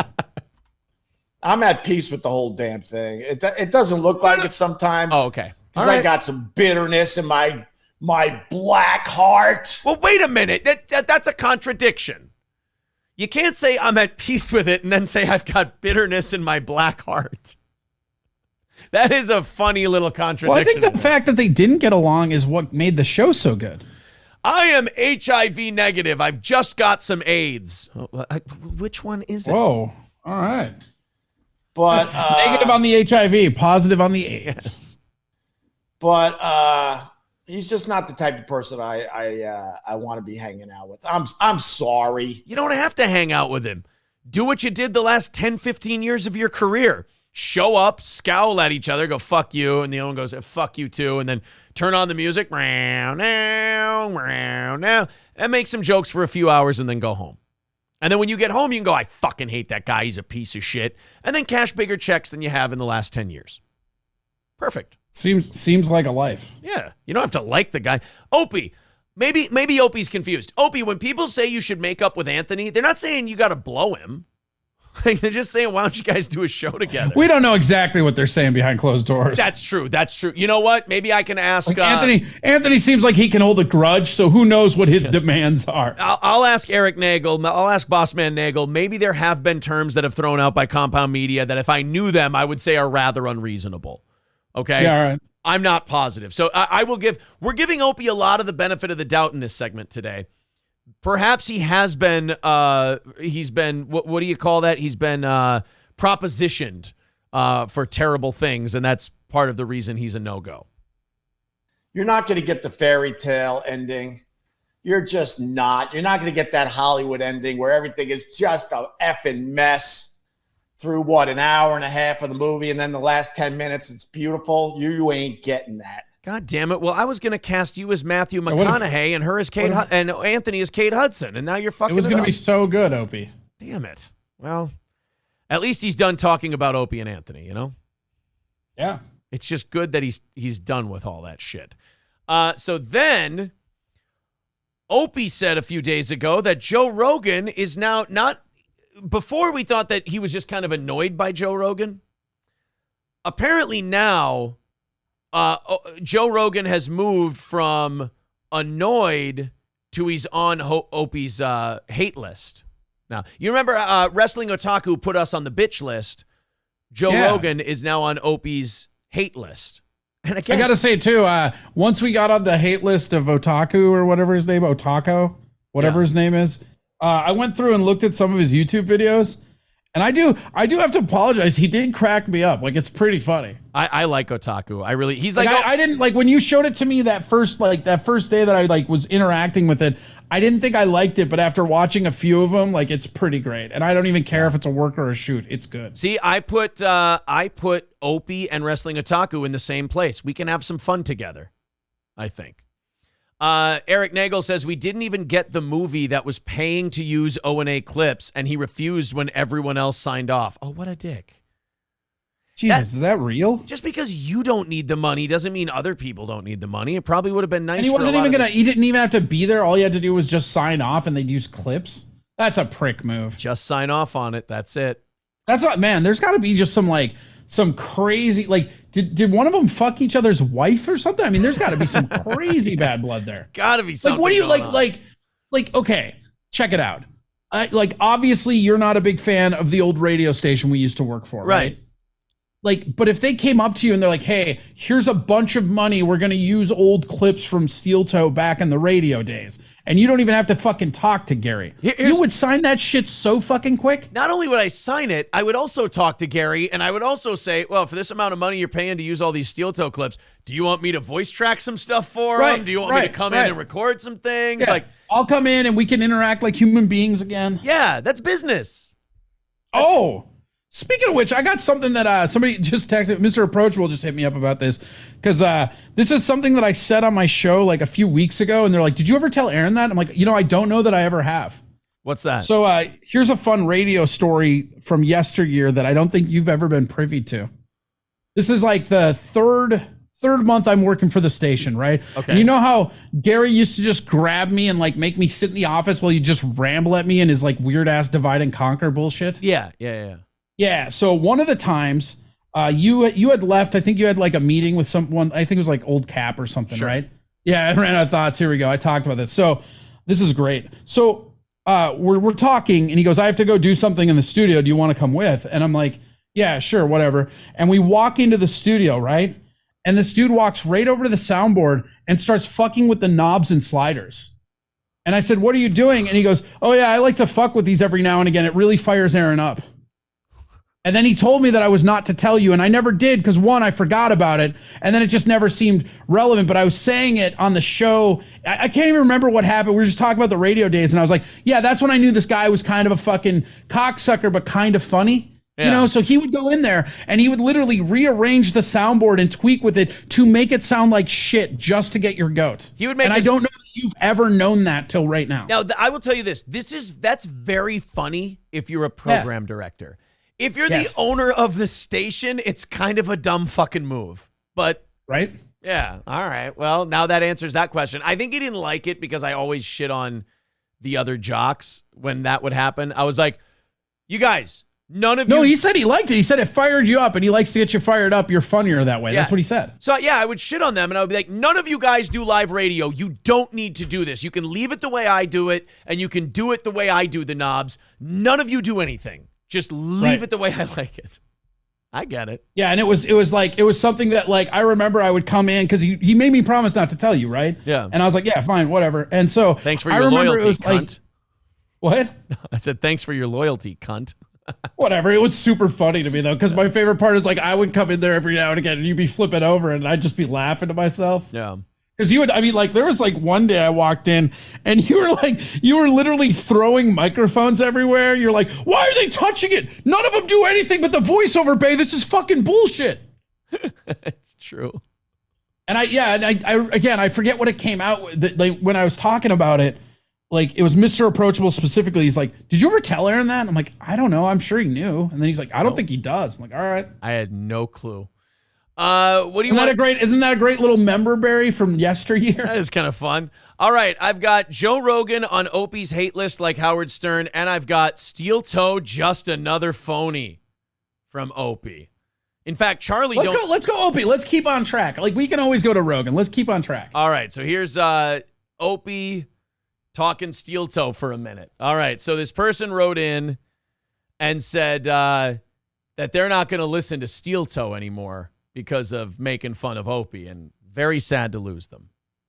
Toe is another phony, another low-level phony. He was trying to get me on his podcast, and he was incredibly nice to me. Right! Oh, how dare you be incredibly nice to a guy you idolized. Ready for this fucking story, Ope? This is where I need to spank this little boy and put him back to bed, because my video my video on this is going to do way more views than what does Opie's Steel Toe video have? It's probably one of his bigger ones in the last week. 790. That is higher because he usually does 400 or 500. So Opie doing pretty well using Steel Toe's name like a lot of people. Let's put the facts out there, cunt face, on why Aaron is shitting on you now. You treated me like a piece of dog shit. I reached out to you. I was very nice. You're right, Ope. I was very nice to you. And you agreed to come on the show. And then you got scared because someone said, and by the way, someone didn't say, you went and started obsessively listening to the show. I heard you say some quasi-offensive remark. His quote was, you said, yeah, Opie may not be very funny, but at least he has a great family. And I'm like, that's a fucking compliment, you dimwit. Did you think you were the funny one on that show, you delusional red-haired prick? So he's going to play it up now and say, oh yeah, Steel Toe, he was really nice to me. Yeah, until you were a prick. And then you were a prick to me. And I was like, oh, I got to tell this story on the show. Again, I can make fun of Opie for this one. And then you started saying more wacky, wild shit. So we started having more fun with you. And you said, oh, you said that I'm not funny, but at least I have a family. I don't think I want to go on your show. I'll revisit you in the fall. It was that dismissive, I'll revisit you in the fall, where I'm like, dude, this isn't Opie and Anthony anymore. You're not that fucking guy who can just go, out of here, please, peasant. I'll revisit you later if I feel like it. And I'm like, no. I'm not going to sit around like some cuck and wait till the fall till you reevaluate my status in the Opie-verse. Now I'm going to break your balls a little bit. And that's where we are now. I have no problem with the relationship Opie and I have right now, which is I'm a small-time, nobody, low-level podcaster. He's an even smaller, nobody, low-level podcaster with a smaller audience. And we break each other's balls back and forth. The has-been and the never was. That can be our whole dance that we're doing together. But that's your show together if he comes on. Yeah, the has-been and the never was. Yeah. It's a good show. But, like, Opie can't just gloss over and go, yeah, he was really nice to me. Then he's a phony and started attacking me. You're leaving out a big part there, princess. Now who's being a phony? And you I can didn't call know it anything about him. the fighter and the kidding himself. The fighter and the kidding himself. Opie, didn't you try to pay someone to shut down a fan for him? Not even during the worst hate? Ant did that. You know what? Maybe it's time to, like, maybe do some of these shows, right? And this guy was being incredibly nice. I'm a fan. I looked up to you when I was younger. All this really nice stuff. Absolutely. Like, oh. And then I followed him on Twitter. Yep. Then I think there were a couple DMs. Yep. Got to get my story right. So far, true. And then Got to get his story right. I don't have to. Why would you say that? Yeah. No. Why would he say that if he's just like telling the story? Yeah, I don't have to get my story straight. No. I think he was talking about him. That's what I mean. Yeah. I don't have to get my story straight. I just know what happened. Got to get my story straight. Deeper, I'm like, you're trashing me on your. What are you doing? No, you're a sensitive little girl, Opie. I was talking about the Opie. He sent the DM, and I swear to God, I still have it. He sent the DM, the clip of the show, the timestamp. He went so deep into it. This was a 4.5 hour morning show. I was talking about the Opie and Anthony show, the breakup, the whole thing, breaking down everyone's role. And I'm like, Opie got a lot of shit. You know, Opie may not be the funniest guy in the world. He's not very funny, but at least he has a family. He built a life for himself. Good for him. Opie is so sensitive that he couldn't even take that criticism, and he pulled the plug on the interview and said, I'll revisit you in the fall. So, Opie, don't play victim on this one, sweetie pie. You're the one who turned tail and ran away from the interview. And yes, I'm sorry. I lost a lot of respect for you when you did that. And I feel like, too, and I said, you know you're what? I'm going to make fun of this guy now because I lost respect. I'm sorry. Go ahead. No, you're fine. I feel like you too, because somebody just pointed out if you guys did a show together, you could still call it O&A. But the thing about it is, like, at this point, you'd be the A side, so they would have to call it A and O. I bring the bigger audience to the table. That's what I'm saying. So, like, it wouldn't be O&A, it would be A and O. See, there's two things Opie has to remember. One, when he calls us a low-level podcast, he's absolutely right. But two, that plays in our favor in this case, not to our detriment, because we still get way more views than you do now. Right. Like, if we're the low-level podcast, what does that make him at this point in his career? I mean, honestly, I'm punching down. I'm a live blogger? Yeah. Beach blogger. And then I told him, I called him out, and I think he said something like, my bad or whatever. No, I didn't. And then I wished him... Not at all. I didn't say my bad. I said, no, I clarified. Like, all I said was this. I remember saying in the DM, I said, I'm sorry, I didn't think that was very bad. I didn't think you'd be sensitive about that. And that was it. And then he's like, I'll revisit you in the fall. He's got the DMs. I wished him all the best. I go, but I can't do your show. You're kind of two-faced. You were really, really nice to me. And then I did a little research and found out you were trashing me. Opie, if that's trashing, then you are way too thin-skinned to be a part of this. I didn't tap out of certain people until my fucking family got brought into it. You're going to tap out because you were cunty to a guy and dismissive and went, I'll revisit you in the fall. And he went, oh, well, this guy's kind of a dick. I'm going to make fun of him. Like, that to you is too far? Opster, come on, buddy. But he's just another low-level podcast. True. Guarantee if you Google him, nothing comes up. Corey, should we do the test? Yeah. Here we go. Aaron Imholt. All right, Steel Toe Morning Show. There's the Instagram. There's the Central Minnesota Morning Show host resigns after repeatedly. There you go. BringMeTheNews.com. All the radio show shit. All that stuff comes up, Opie. It comes up when you Google me. I'm a vicious misogynist. How dare you? Nothing comes up. His claim to fame is beating up other podcasts. Woo! Ooh. That is dangerous. Hey, Ope, you're the only one saying it's dangerous. You're the one talking about a low-level podcast on the beach with a dog behind you. Let's calm down with what's dangerous, buddy. Yeah, I don't think I ever said I was dangerous. I think I said, I'm taking the piss out of you. That's all. Yeah, he goes, peasant shoe, go away. I don't know why the guy thinks I'm a dick. Oh, yeah. Ken said he forgot about Jocktober. That's true, yeah. Oh, I'm famous for bullying. No, I'm not. I'm famous for talking about shit, and then at the end, we goof on people. But yeah, he goes, you're just making fun of people all the time. Yeah, I mean, I don't believe I took a whole month of my show and just shit on people all the time. I don't believe I did that. Eric Nagel says, nothing emphasizes a point like jazz hands. Exactly. That's right.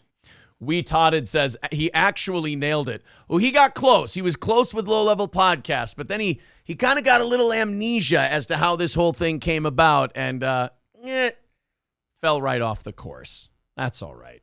We still, you know what? I still adore Opie. And you're right, Corey. You know what? Maybe we talk to Eric Nagel. Maybe we revitalize, we resurrect the O&A show, but it's Opie and Aaron on Compound Media.